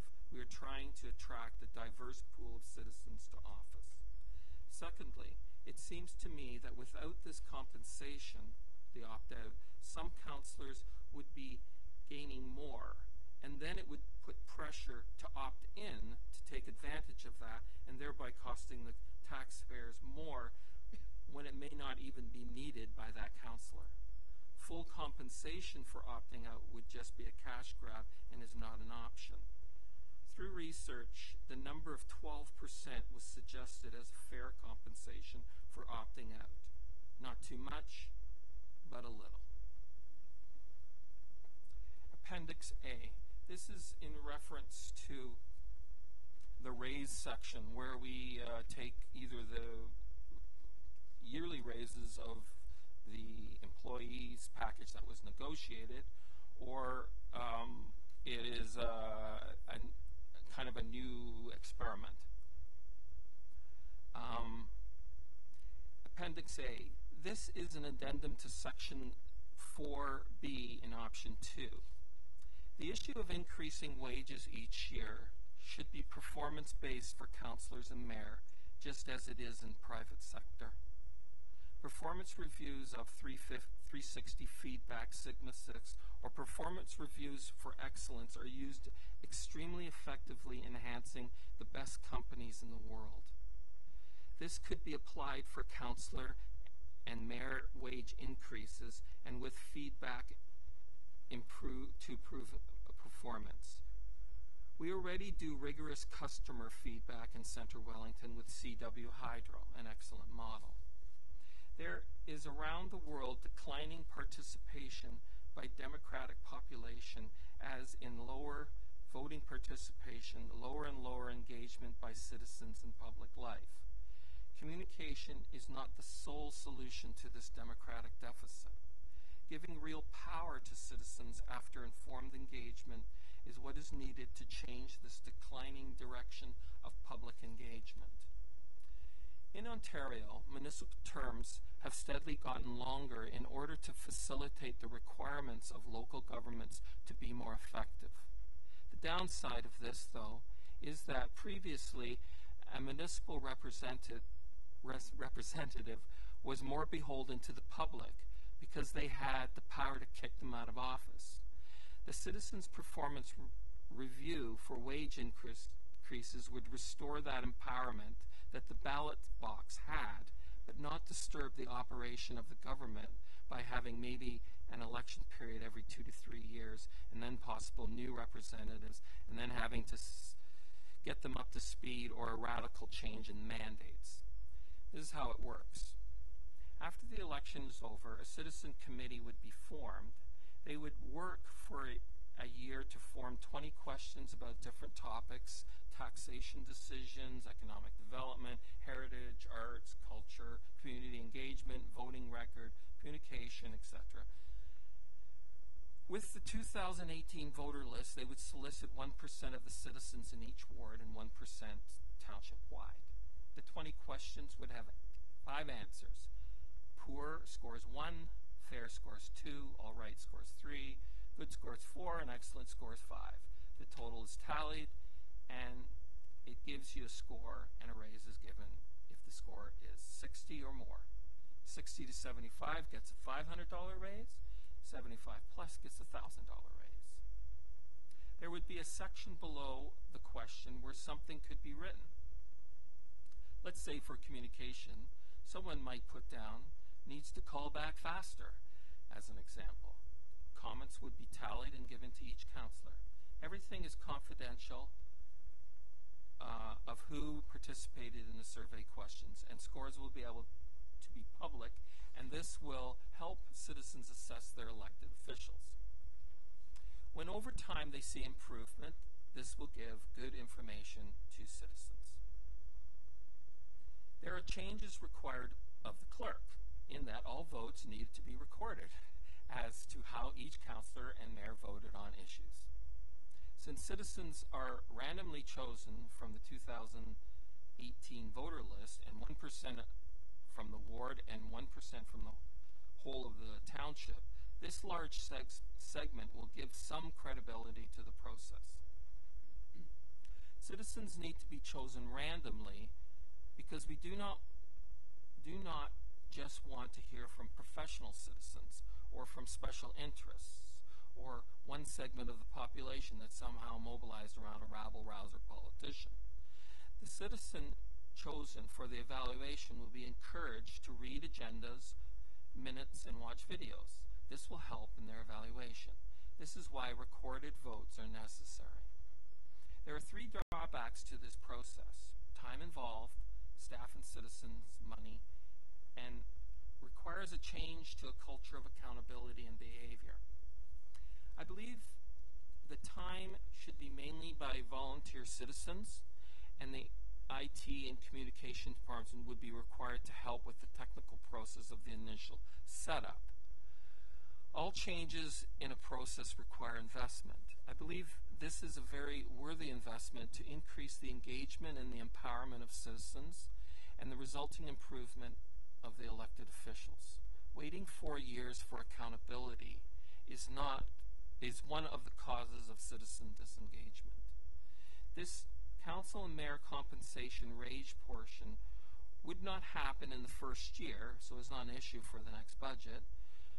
We spend a lot of time and money on communication, but in the end, it really does not give any power to constituents. It empowers the government to control the information presented and control the process of engagement, and as a result, citizens begin to disengage. The money spent in this kind of communication can be redirected to a better form of real engagement and empowerment. One-sided communication and filtered communication does not enhance democracy. I believe this will. Generally, people don't like to hear the truth because it requires responsibility of actions and a change in behavior. That is the only way real improvement can happen, though. There is a constant talk of transparency and accountability, but all the measures are ineffective because control and power is not given and acted upon in a systematic way to present this kind of honest feedback. This is what a culture of accountability is meant to give. I believe that this citizen accountability feedback survey for wage increases will do that. Some people believe that when there is a new council, that all councillors should have equal pay because they have equal votes. I don't think that this reflects the experience component of returning councillors and mayors. I think getting more money because you have been assessed worthy of a raise is motivating to always do better and should not be taken away at the start of each term. It is not greed, it is merited compensation by the citizens for your efforts. Lastly, it may be suggested that it is not appropriate to link this kind of engagement with pay increases. I think that only transfer of real power to citizens will improve accountability and the democratic deficit. The most local form of government is the ideal spot to start. If this part of the proposal is considered a valid experiment or exercise in pay increases, it would be interesting to have a political graduate research if it improves accountability, citizen engagements, and the performance of elected officials, and the overall public knowledge of government. Let's start the discussion. Yours truly. Questions? Comments, clarification from councillors?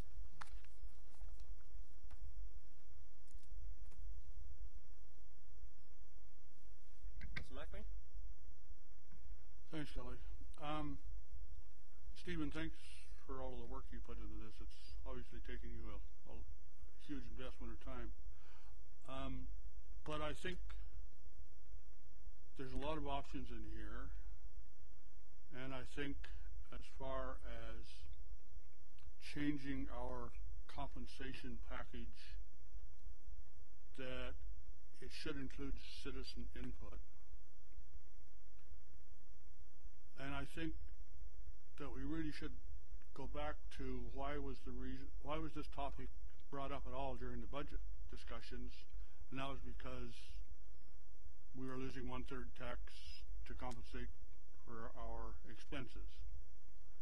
So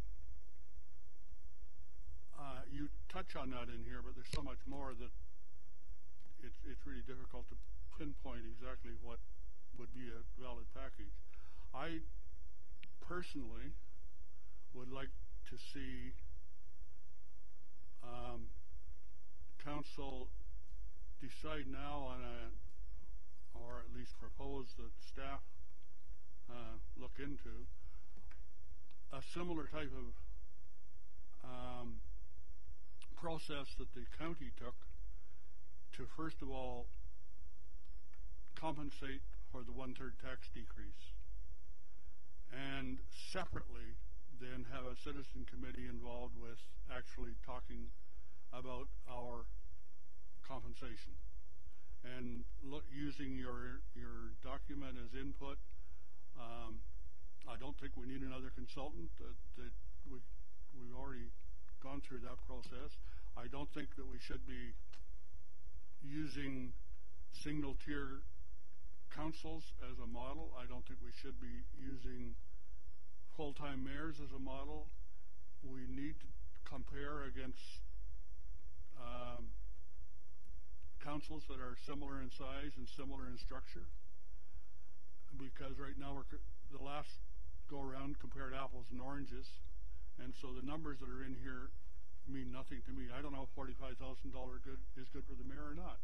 I really don't. When you add in the county piece, and if you compare that to a single-tier environment, is that too much or too little? I don't know,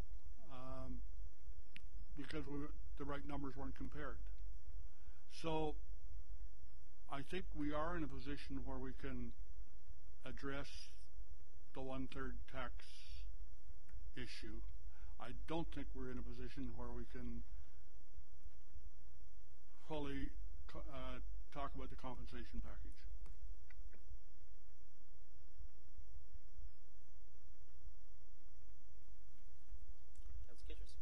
I'm not sure what you're asking me to do.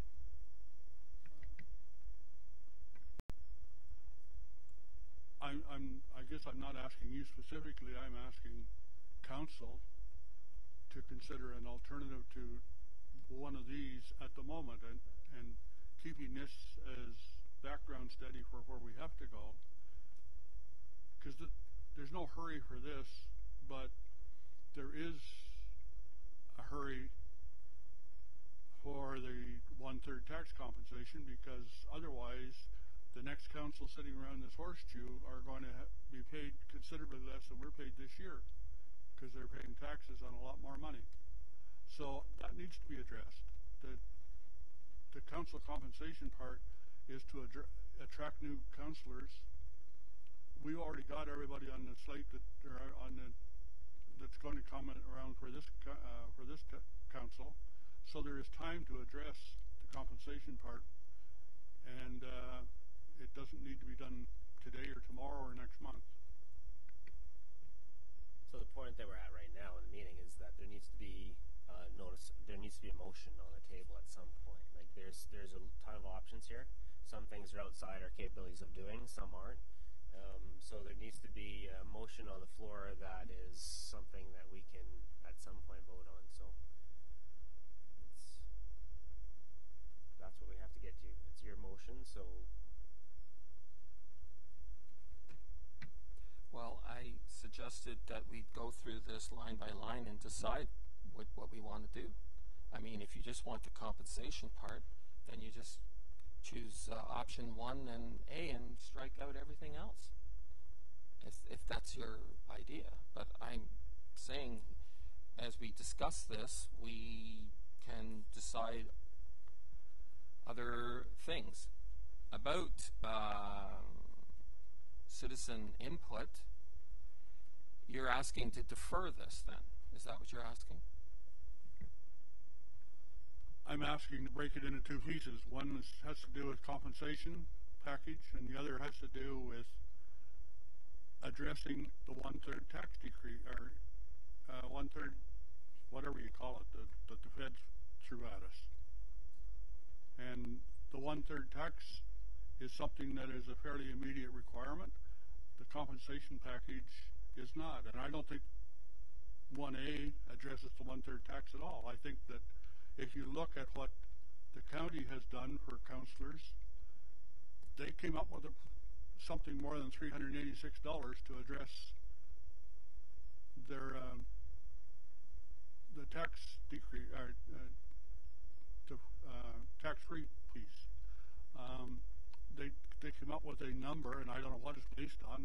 It would take somebody making a phone call probably, but they've obviously put a percentage on the council and the warden and said it's a percentage of your salary that you're going to pay extra in taxes. So that's what we should be doing the same way, and addressing that piece of it first, and then worrying about if we need any tax or any compensation change.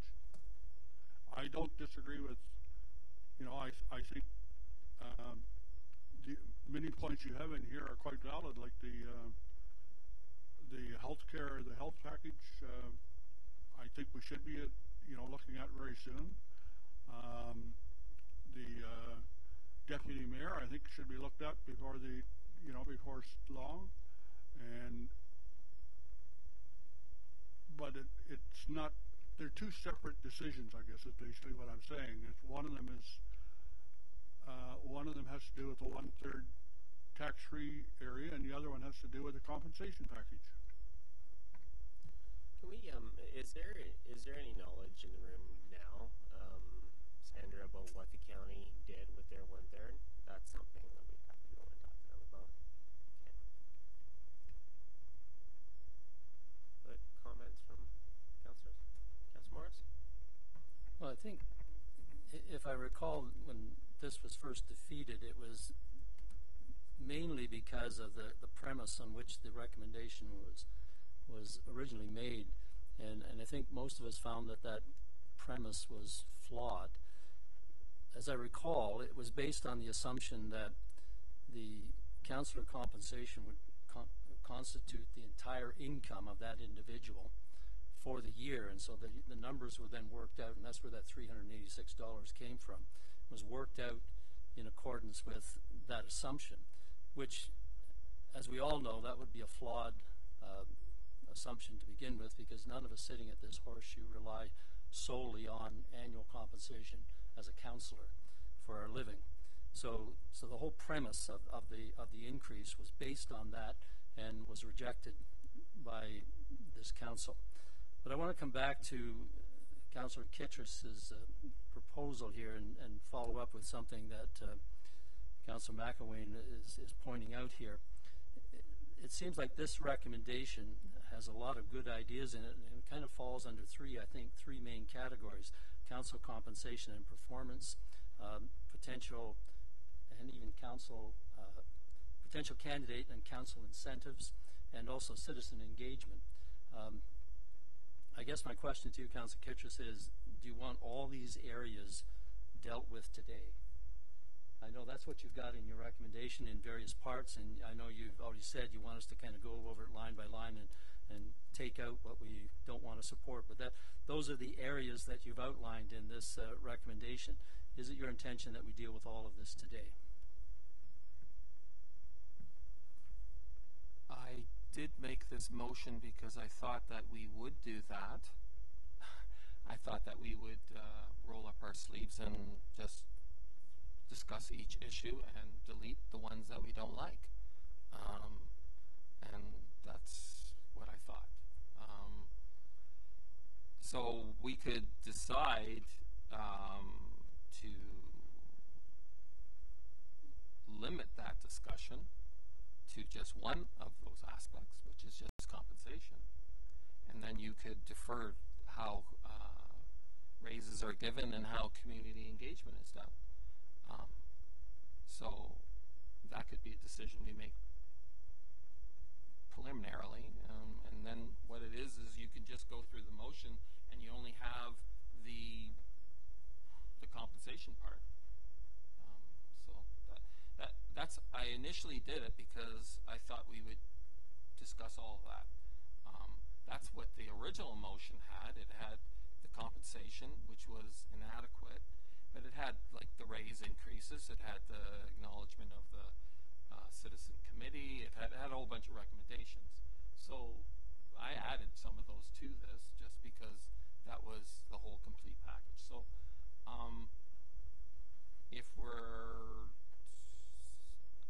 I thought that we would just discuss that today.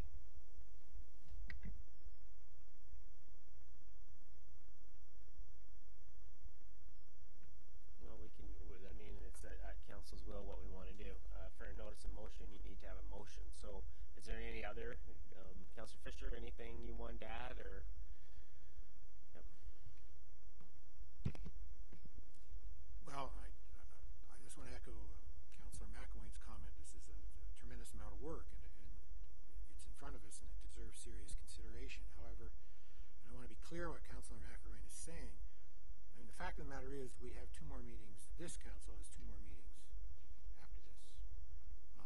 If a deferral is being requested that goes into the next term, that's one thing. I understand Councillor McElwain to be saying that he would be prepared to proceed on the issue of just the base salary adjustment, however that's put forward today. And if the rest is deferred as a package as to how these things, basically the package goes to the process by which we address this, or council addresses this going forward. Is it appropriate that this council sets up that process that in effect tries to bind the next council, or is it appropriate that the next council determines its process going forward? That's one question. If you're talking deferral, are you talking deferral to the next meeting or to the next term? I'm not clear on what's being suggested here. Just in terms of reading all of these options, and I appreciate there's a lot of them and it's a nuanced discussion, I just want to be clear that the number 22.5 that's been suggested is the suggested number to deal with the 1/3 tax implication that we had. I think that's a question that I need to know the answer to. Beyond that, and I guess this is a question to the clerk, some of the proposals in here, it would be my understanding, would require legislative changes at the provincial level with respect to, for example, whether or not the mayor could be a warden at the county, and whether or not we create a position of deputy mayor. I'm just asking that. I'm assuming that. I don't know the answer to that. If that is the case, what are we suggesting? That those are just suggestions? It's not something that we can put in place right now anyway. So maybe there's some investigation that goes into that. I was in favor of the previous package, although I agree that the amount picked to compensate for the tax hit that we were taking was insufficient. I supported the other elements of the package. I think it's absolutely clear that this matter should be reviewed every 4 years for the next term, so councils aren't doing it for themselves. It should not wait for 12 or 15 or 20 years, or however long it's been. I was in favor of annual increases in line with the staff increases. I was in favor, obviously, of the principle that this matter be reviewed with some form of citizen involvement. The exact methodology, we already had one methodology. If you want another one has been proposed. I would just go so far as to say, if we just had a resolution saying we aspire that this process involves citizens to some extent, to be determined later how that actually works. I don't understand the issue with the consultants about mandating that they be involved or not be involved, or that there be a 10-year moratorium on hiring the same one.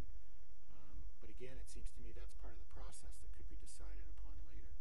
So simply put, I think I agree with Councillor McElwain is going to the extent that what we can do today, or at least before the end of this term, is set the base salary, however people feel about that, and leave the process material and the process package about how this process would unfold in the next term to the next council. So if that's the deferral that's being asked for, that's what I would support. If you want to do the whole package today, I support a package that basically includes a number for base salary, a review every 4 years, an optional health package account, and the principle of citizen engagement in that review, and I'd leave it at that.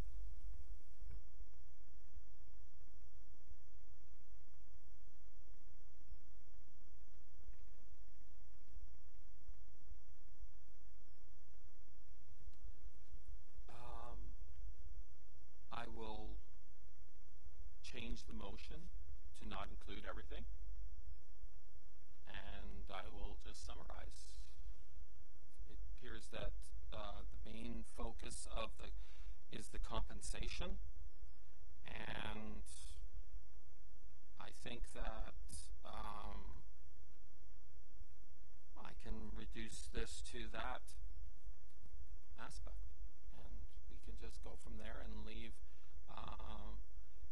in the motion a deferral for other citizen recommendations, because that appears that the base pay is what the issue was for the defeat of the previous proposal. Do you want? I'll read that. Do you want a couple minutes to pull it together, or are you good? Like, I don't want you to have to rush. If you want a couple minutes to write something down, that might be. I just, it's a cut and paste on this one here. I was hoping that council would just say no, and we would just cross those paragraphs out, and then we'd have the final motion. So that's sort of how I kind of structured it. And I thought maybe if we just go and discuss, section 1 or option 1, option 2, strike out what we don't want, and then, it's just a format. I'm not attached to anything here, just to get something done before the next council is a good idea. But what I am hearing from folks is that they're interested in putting down the numbers, the base pay numbers. Yes. Okay. If we get agreement that that's where people want to go, maybe we put a motion together related to that. Yes. Is that fit for everybody? Councillor McLean? Thanks, Kelly.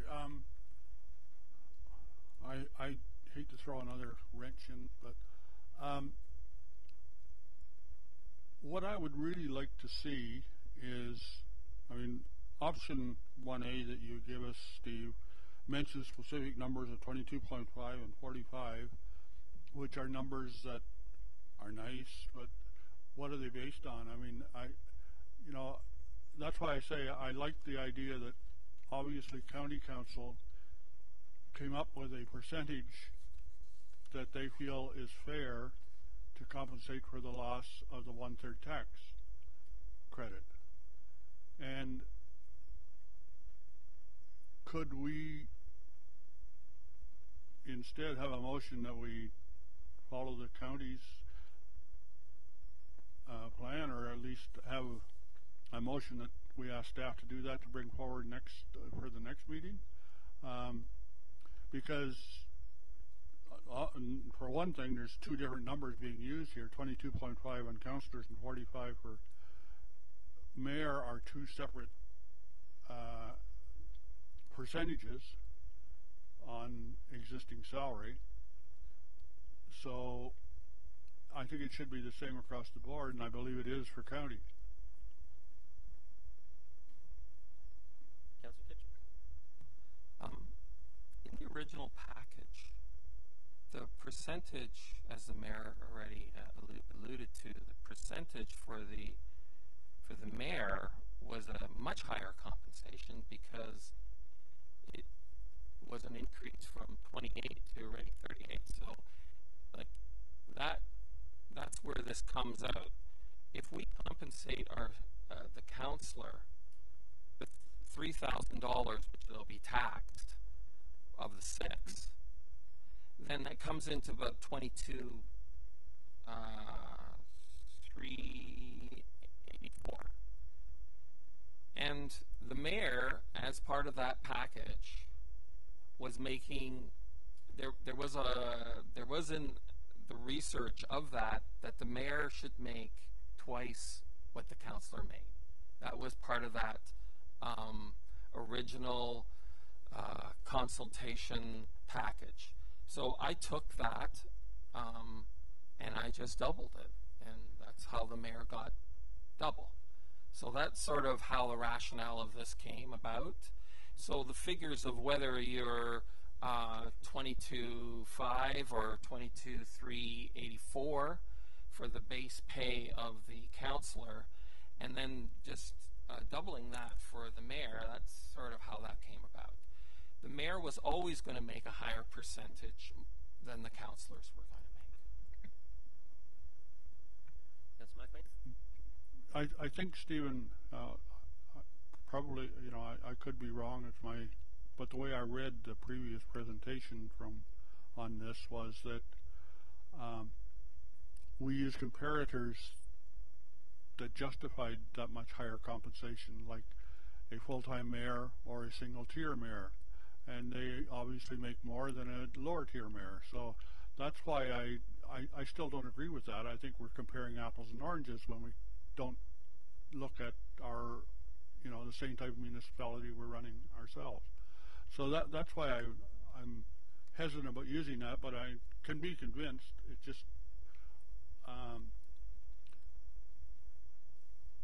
you know, I guess the 22.5, you know, if that's what everybody thinks is a fair compensation for the 1/3 tax credit, hey, look, I'm easy to get along with. I just, there's no formula that's been identified as it's a number that's been pulled out of the air that, you know, kind of that isn't based upon any facts that I'm aware of.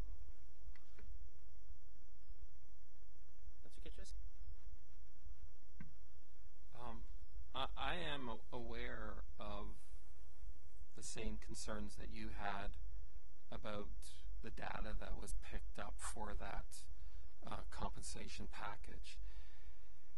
But I, unfortunately, only had 2 days to write this up, and so I didn't have that facility to do that. I took a very simple math of if you don't have this as your sole income and you're in a higher tax bracket, you'd be paying $3,000, and that's basically how I worked it out. If you're a councillor that perhaps isn't in the higher tax bracket, well, you get an extra, I guess, bonus as a councillor for your services. But that's how I sort of figured it out. I didn't have very much time to work out the figures for that, but I think that is not. I don't feel that I feel that's in line with what the county is actually doing. The county thing would have been, the 1/3 would have been like 12 and they got 6, and so it's kind of like in line with that. It's not totally off. The mayor's compensation, I just doubled it. I mean, that's just basically where it came out. It was already going to be higher. It seems, I just have to be frank, I think that the mayor has a lot of responsibilities. I think that leaving it at 38 when we get I think that we should have been compensating him that way generously for that job. And that was part of the whole thrust of that report, that we underpaid the mayor for a long time. And so that's how I justified going with the 22.5 and the 45 for the mayor.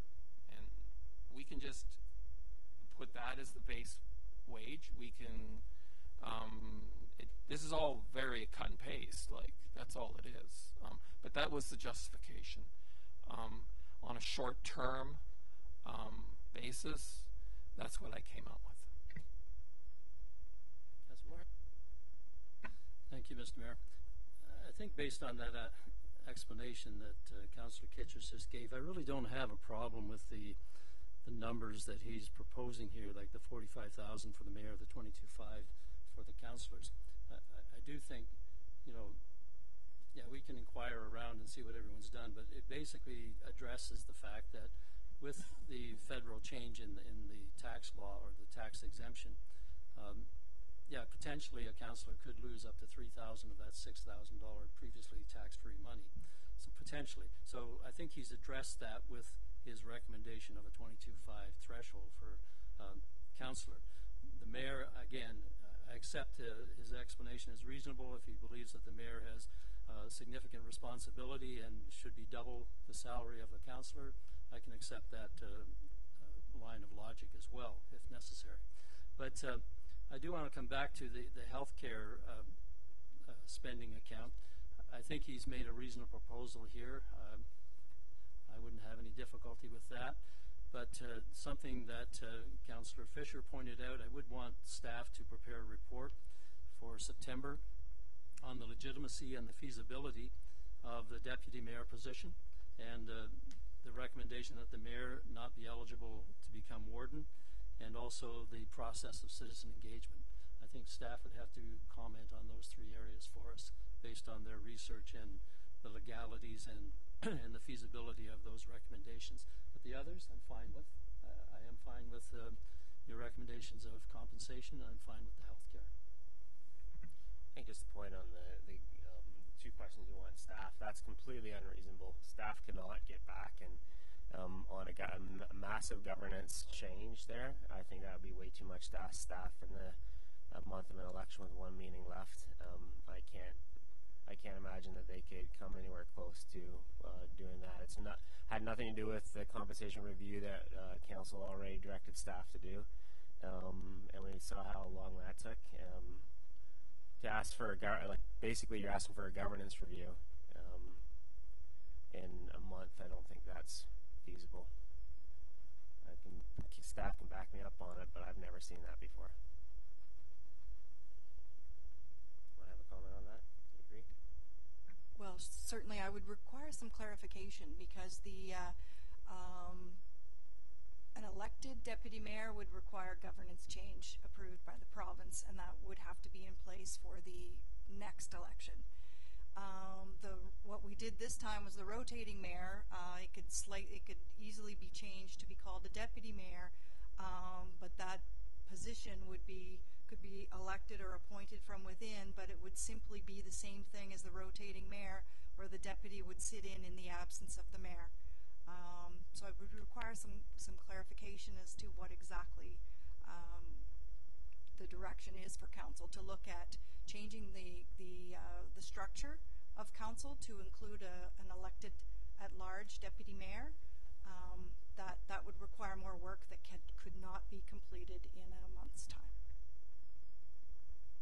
Councillor Moore? I don't believe that was in Councillor Kitchers's recommendation. I thought what I read was that the deputy mayor would be elected by his peers. Then I don't see that there's any need for a report. It could simply be done, but council would have to understand that it is exactly the same as the rotating mayor position, just it would be one individual instead of rotating around. The council could, in the event that person does take on the duties of the mayor, there could be an added compensation, but it would only be in the absence of the mayor. It would not be in tandem.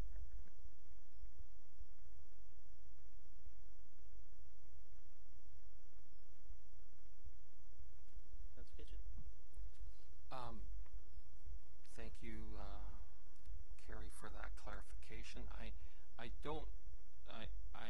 just adding that just because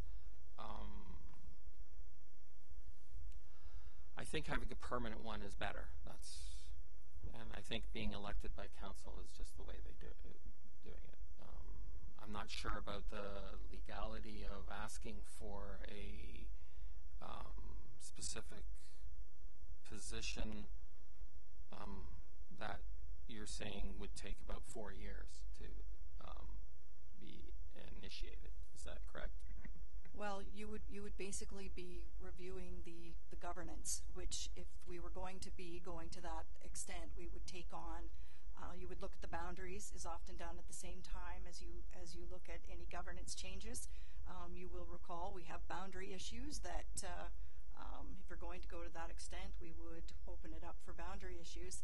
Generally, it takes a 4-year term to complete because of the complexity, the engagement, and it requires ministry approval. So you would not want to start it in the last year, you would want to start it in the first year in order for it to be in place by December prior to the next year of council.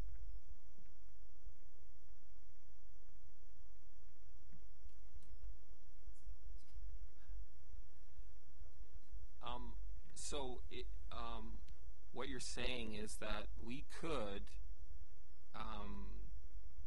recommend that we have a deputy mayor chosen by council, but it's not really a deputy mayor.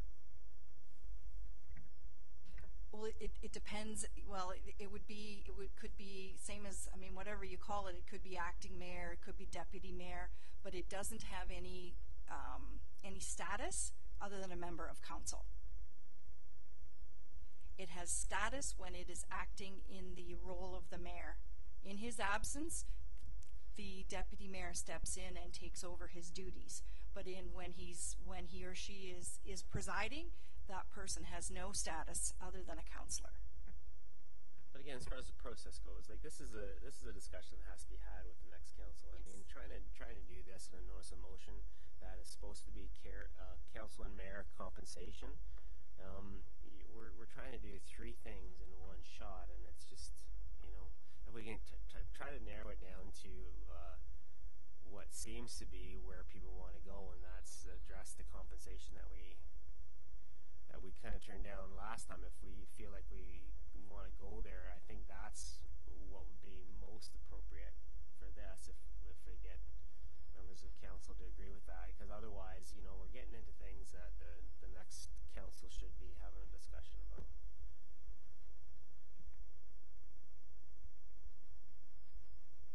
So that could be deferred to next council? Is that what you're saying? That would be the best way to actually address that issue? I think that is a decision for a new council, yes.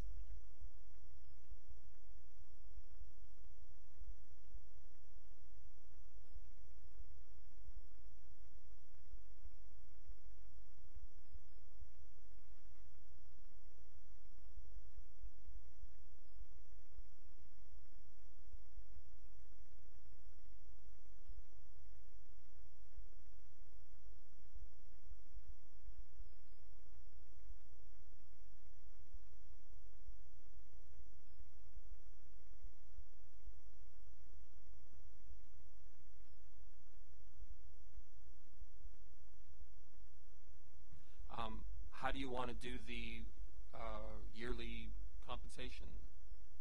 Is there any discussion about that? So I can...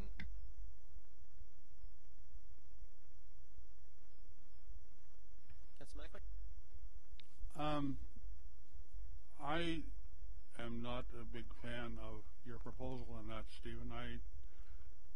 I would, I think that our performance is pretty well judged every 4 years. I don't think we need, I think the overhead on staff to do this is more than it's worth. And I don't think that any of us need to have an incentive of an extra $1,000 a year to do our job properly. So I just don't think it's a necessary requirement in there. We get the same, you know, 1.5% bump every year that staff gets. I don't see any reason to change that.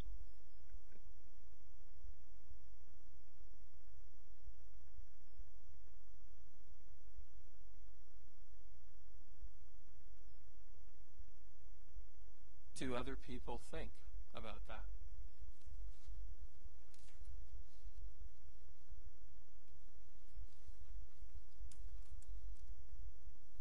I guess the question is, would anybody second a motion that had that included?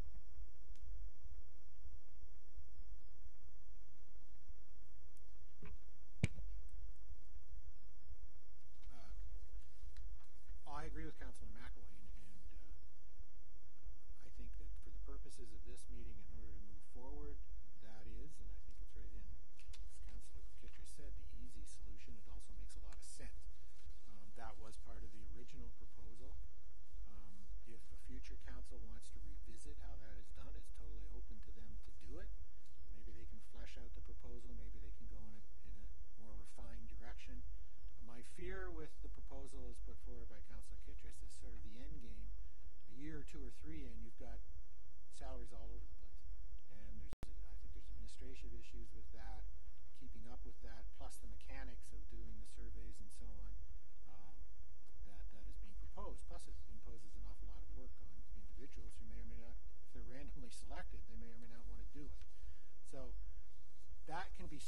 further, if that's the will of the new council.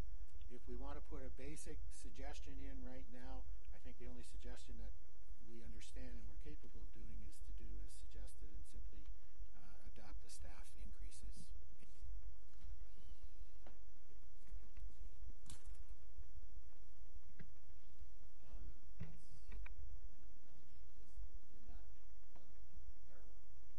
So, sorry, just say your thing. What We can just do that paragraph. We don't have to, I mean, that was the option. It was either one or the other, and it seems like there's a consensus that people like to just go with the employee annual raise percentage. So we can do that, and I'll just include that in the section. Section 4A. I guess the last thing I want to ask is about the warden proposal and the consultant proposal, whether we want not to do those, or that was open to discussion too. So. Well, I think Kerry can back me up, but I'm pretty sure that we can't do the warden proposal. That's outside of our authority. As far as a consulting one, I'm not even sure we can do that because it would be contrary to our procurement bylaw. So I don't think we can do either of those legally.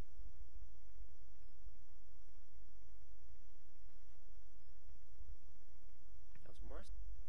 Having heard you say that, what is the authority for that conclusion? Just because I know what our procurement bylaw, and I also know that the warden thing is built into the council's governance structure that was established in 1999. So you can't just unilaterally during a compensation review through a notice of motion make a significant change to that kind of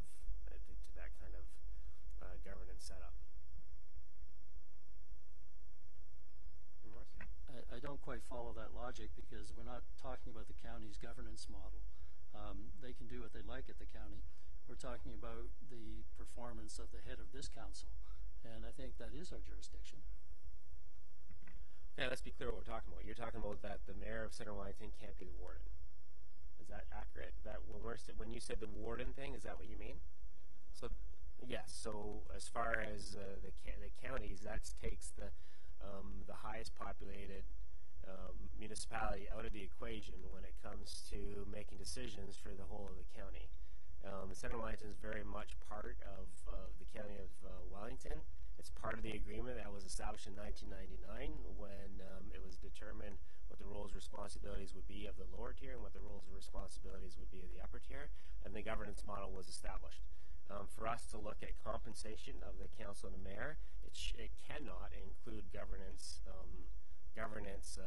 issues like that. That's way too foundational. We just don't have the authority to do it. Councillor Geddes? I don't think I'm saying that the mayor won't get paid and wouldn't be on the council, the county council. He would be. He just wouldn't be eligible to be warden. That's all. Like he still represents us. He still gets compensated. He still does all the roles and advocates for us. We're hoping that helps in that, actually. So that's sort of what the gist of that is. The warden is he's the head of another organization, and that's an option. And I guess I'm saying for this council, do we want the mayor to be trying to be warden, or do we want him to be compensated like he is for that job? And I'm not sure whether that's a governance that has not. I don't know that he's still on the county. He still does as you do right now. You report back to us, and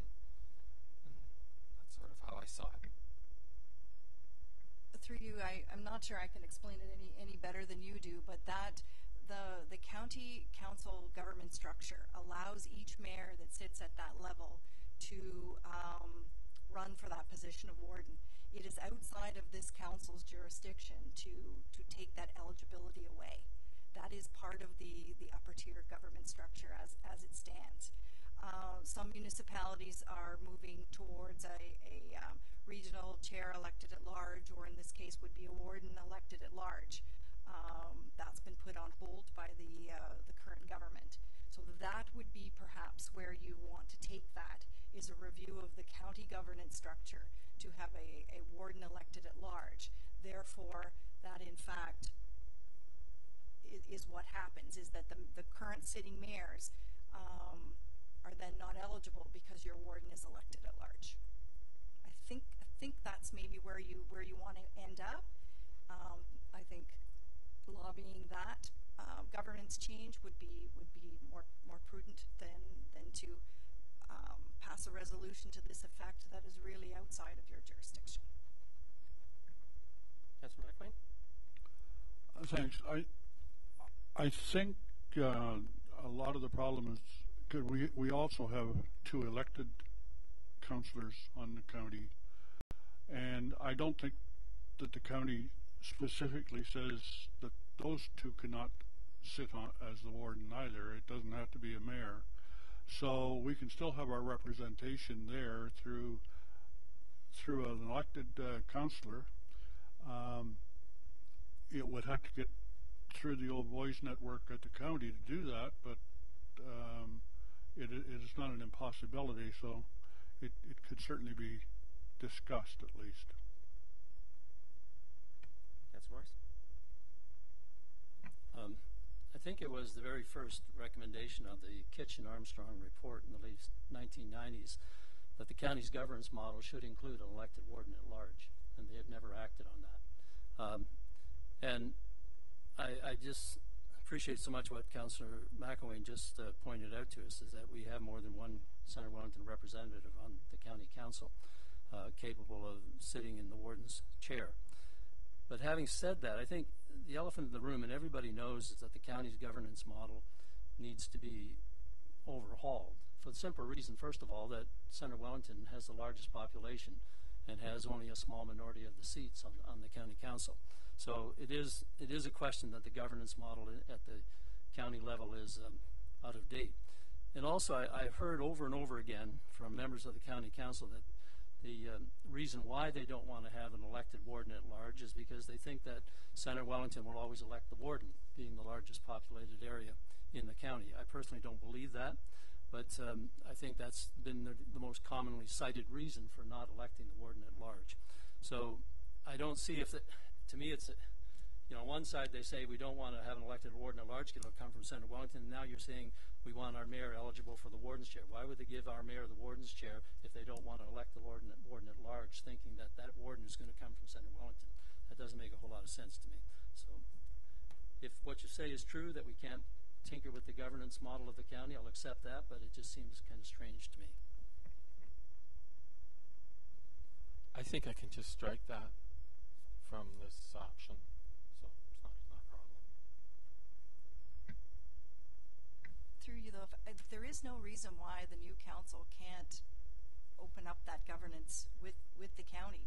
We would like to open up ward boundary issues with the county. So there's no reason why the new council can't embark on that.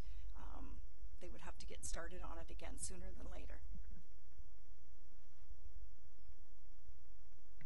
But they can start that themselves. We don't have to decide that for them. Oh, most certainly. But if you're wanting to lobby for that, there may not be an appetite.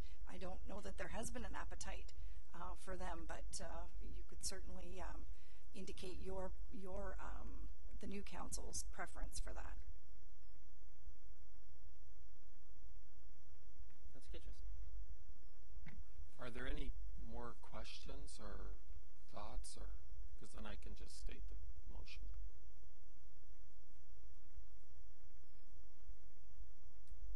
Okay. Notice of motion. I, Councillor Stephen Kittredge, thereby intend to introduce a motion at the August 27th council meeting as follows. That the Council of the Township of Centre Wellington reconsider the matter of council and mayor compensation previously dealt with at the June 25th, 2018 council meeting. That further, that the base pay be established for the position of councillor to be $22,500 and mayor to be $45,000. This would give the mayor a complete income of $83,512, county salary $38,512, plus the township base salary of $45,000. And the increase is to be implemented over a 2-year period, $7,961.50 annually. And that further, that all the adjustments to the compensation of elected officials be made effective December 1st, 2018 at the start of the new term of council. And that further, the 1/3 tax exemption allowance currently provided to elected officials be removed as of January 1st, 2019, as per Bill C-44, Budget Bill Implementation Act 2017, and the resulting loss in the net pay from the removal of the exemption treatment for elected officials' positions be offset by an increase in the base salary for these positions effective January 1st, 2019. And further, that an annual health care spending account of 50% of the current employee cost, approximately $3,000, be introduced for elected officials as part-time employees of the Township of Centre Wellington, and an opt-out for the health spending account be given of 12% of the health costs be added to the elected officials' base pay, not wanting the health care benefits. Notification of intention each year must be given by the elected officials before October 1st of the previous budget year. And further, that a compensation review be conducted approximately every 4 years, but no later than 8 months before the end of the 4-year term, using a community advisory committee and in-house HR staff and no consultant.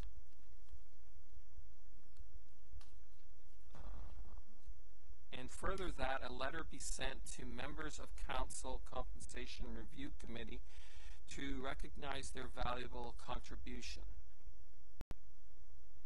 And further, that an elected official bylaw be created which incorporates elements of compensation and provides for payment of meeting compensation and expense allowances for the members of council. And further, that the base pay for the elected officials be adjusted in form of a yearly raise by the same adjustment applied to the staff association rates of pay for January 1st, 2019.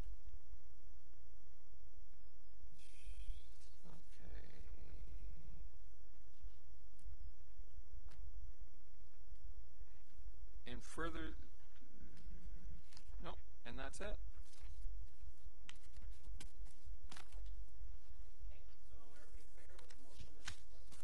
Everybody clear with the motion that's on the table? Okay. Okay, Councillor McLean? First of all, I just think we have to make minor adjustments that are stated in the code. One slide is saying that adjustments compensation at December 1st, but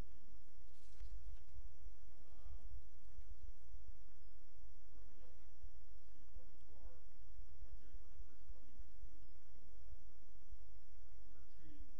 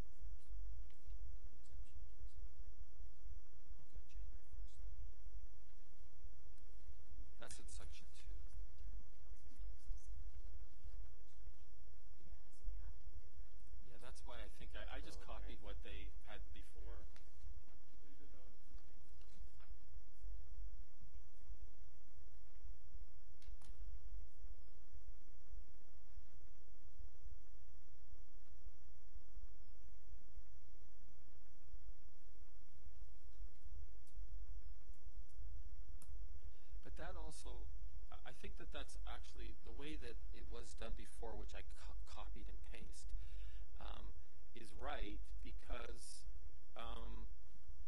they miss it for a month because of budget reasons. We're sort of in the middle of a flux, and you have to start the new year in a certain way. No? Previously, they had it in two pieces, Stephen. There are 7.6 as one piece, and the $386 is the other piece, and so we were compensated at two separate times for each of those pieces, and now it's all in one.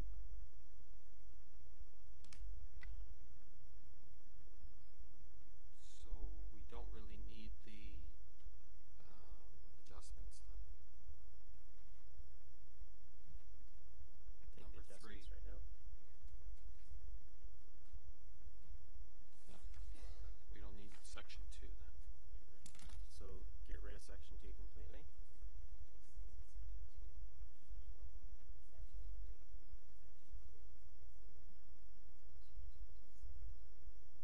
So get rid of section 3 or 2.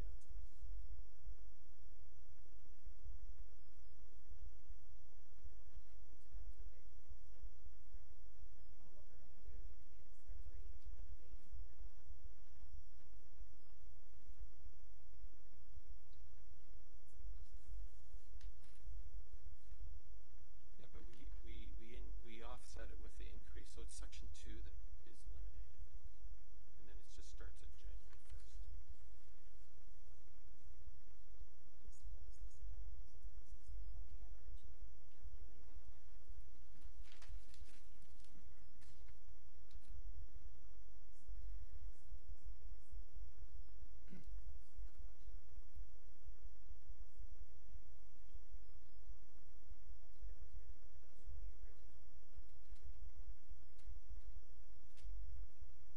So we'll just strike the number to section 2 and just go with 3, which does the compensation.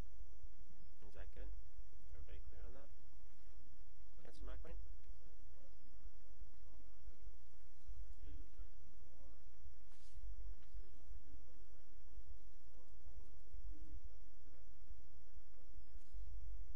Yes, you're right. That's next.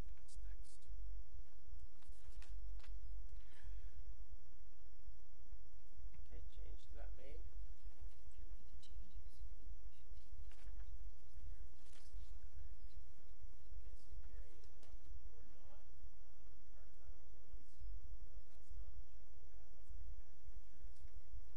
Where's that?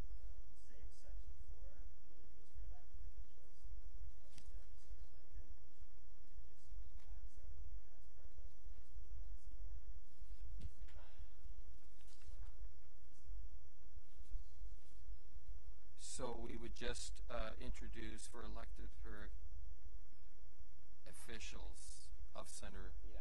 Okay. Okay. So we just strike that one out. Councillor Fisher? Just in the next one about the review 4 years, no later than 8 months before, using a community advisor, community house HR staff. Do we really want to say no consultant, or do we just want to leave that to the next council? I just fear it may seem a bit presumption not only to say you must have a review, but we're going to tell you how to do it now. They, who knows, 3 years, 4 years from now, they may need a consultant. The world may be a very different place. I just wonder if that's being just a little too specific. If the next council chooses not to have one, great. If they decide they need one, really, who are we to tell them different, I guess, at this point, is my question. So I guess my question to you is that absolutely essential for you to have it there, or is it something we can just pass on?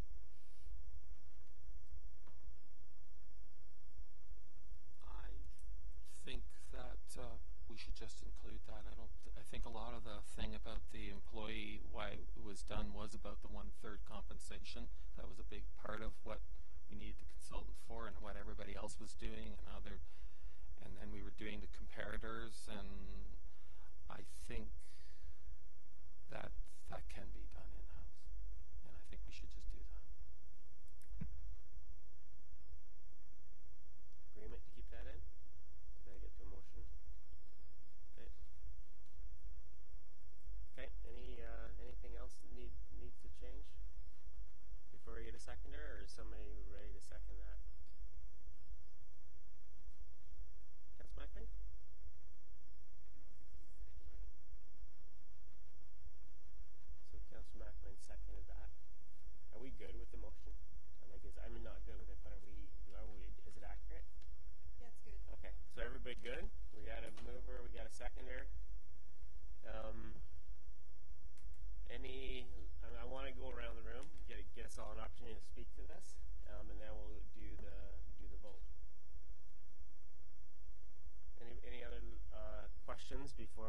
that. Councillor Fisher? I just had one, and maybe I missed something here. The section 3 that we're keeping, it starts with, and further that the 1/3 tax exemption allowance. We changed the. Did we change the date on that or not? I forget. No. So that stays January the 1st. And it says the resulting loss be offset by an increase to the base salary. Up above, we've already increased the base salary. All of it? Well, my section 2 is further that all adjustments be effective December the 1st. Okay, but up above that, we've said the base pay be established for the position at $22,500 and the merit $45,000.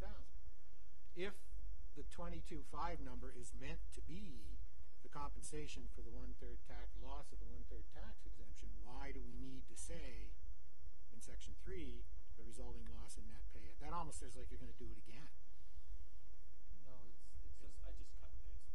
I know, but that's how it reads, is that we've already set a number that includes the 1/3 tax exemption, and then we're coming along and saying the resultant loss be offset by an increase. Well, you've already made the increase up, and this just seems redundant, that's all. It sounds like pay it. covers December, right? But you've increased If this is to be in place for the new council, it's they take term of office December 3rd. Yes, I understand that.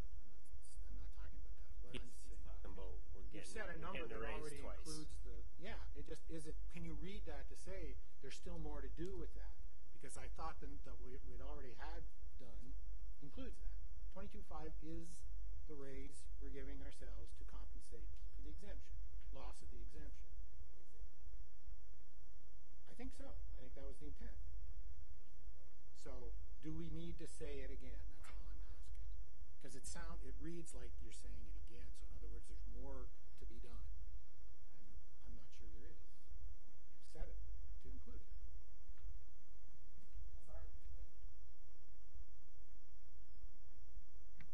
No, it is stating it, but it's stating that the exemption treatment for the elected official positions be offset by the increase in the base. So we established the base salary. It's just saying that this one's removed and we replace it with the base salary. Because it doesn't say that in the actual what the base salary is. But it's implied. I would simply put a period after 2017 in section 3 then and leave it. Because you've created a base salary that does in fact offset the loss. So it's just redundant. I don't think a whole lot turns out. It just seems to be redundant. I don't think it is. I think it's okay.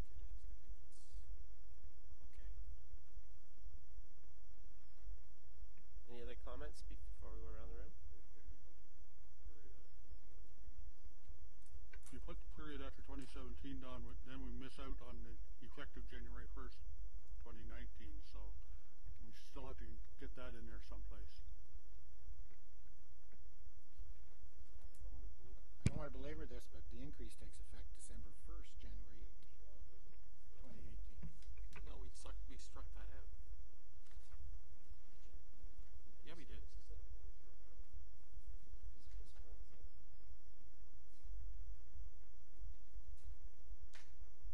That was in the later, I read that, but then in the later discussion, it was taken out because there was confusion about those two, because that December 1st didn't really have anything that tied to it as before it had, I think, somehow $300-something.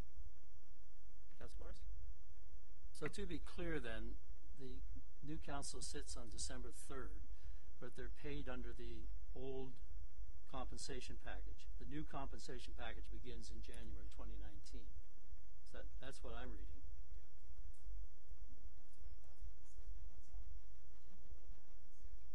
But that's what I'm reading here.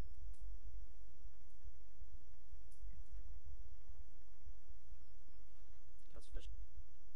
See, I think that's right, and I think that's the source of the confusion, at least it is for me. The new term kicks off December the 1st. You would think the new salary arrangements are in place at the beginning of the new term. The problem is that the federal legislation kicks in January the 1st. So you either defer the increase, which means for 1 month you're absorbing the hit, whoever the councillors are, or you're putting in the increase in place as we would normally do at the beginning of the new term, which means in essence you're getting a little bit more until January the 1st when the tax exemption comes off. So there's a gap there. And I just want to be clear that we understand the intent one way or the other. So I don't think it matters a whole lot, but there's a way to read this that says you're going to get the same salary in December, then a new one in January, or you're going to get a new salary in December that covers what's going to happen in January when they take off the tax exemption. Councillor Kitchus? Did you want to change that?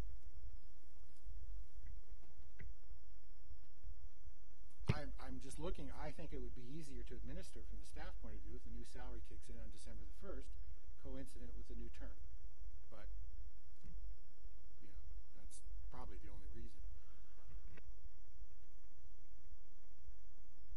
All we have to do for section 3 is just it says it's going to be removed January the 1st, 2019, and then we could say that the base salary of these positions effective December 3rd, because then that's the start of the new term, right?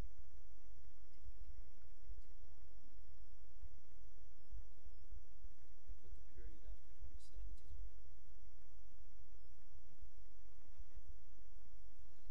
Take 2 out. Put 2 back in and put the period after 2017 in 3. That's fine.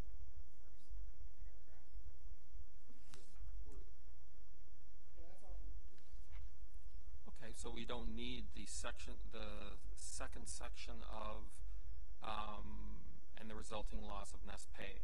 We just have a period after that.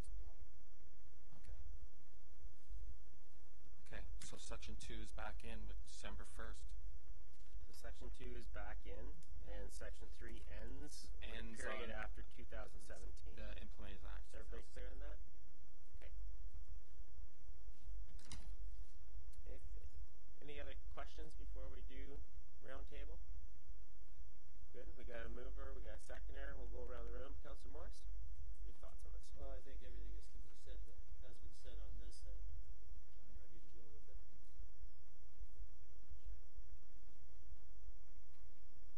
Yes, I think that's a good result. There was a lot of work done. I mean, we put ourselves in this position by what we did the last time, but I think this is an acceptable solution done in time. Councillor Blackman? Yeah, I think that we have cleaned up the problem we had previously, so it looks pretty good. Councillor Workman? First of all, sorry I didn't make it here on time, but yeah, this is good. I'm good with it. Thank you. Okay, I won't be supporting this. I don't think this is the process that we went through to establish a consultant who had a lot of experience. We established the process. We had a citizen advisory group, and that's the way compensation review should be done. I think we have removed some of the sections that need to be removed, but this needs to be, for best practice, this needs to be an arm's length discussion, especially in the middle of election campaign. I don't think this is the kind of decisions we should be making at this point, and I don't think this is the way we make them. But that's my thoughts, and it's clear that this is something that's going to move ahead. So ask for clerk to go through the recorder vote. Okay, I'll call it to a question. I'm not going to read the motion. Okay. I think everybody's clear on that. Everybody's clear on the motion. So all in favor? Opposed? And that carries. Thank you. Councillor McElwain. Councillor Workman. Councillor Fisher. Yes. Councillor Morris. Yes. Councillor Kittredge. Yes. And Mayor Linton. No. Doesn't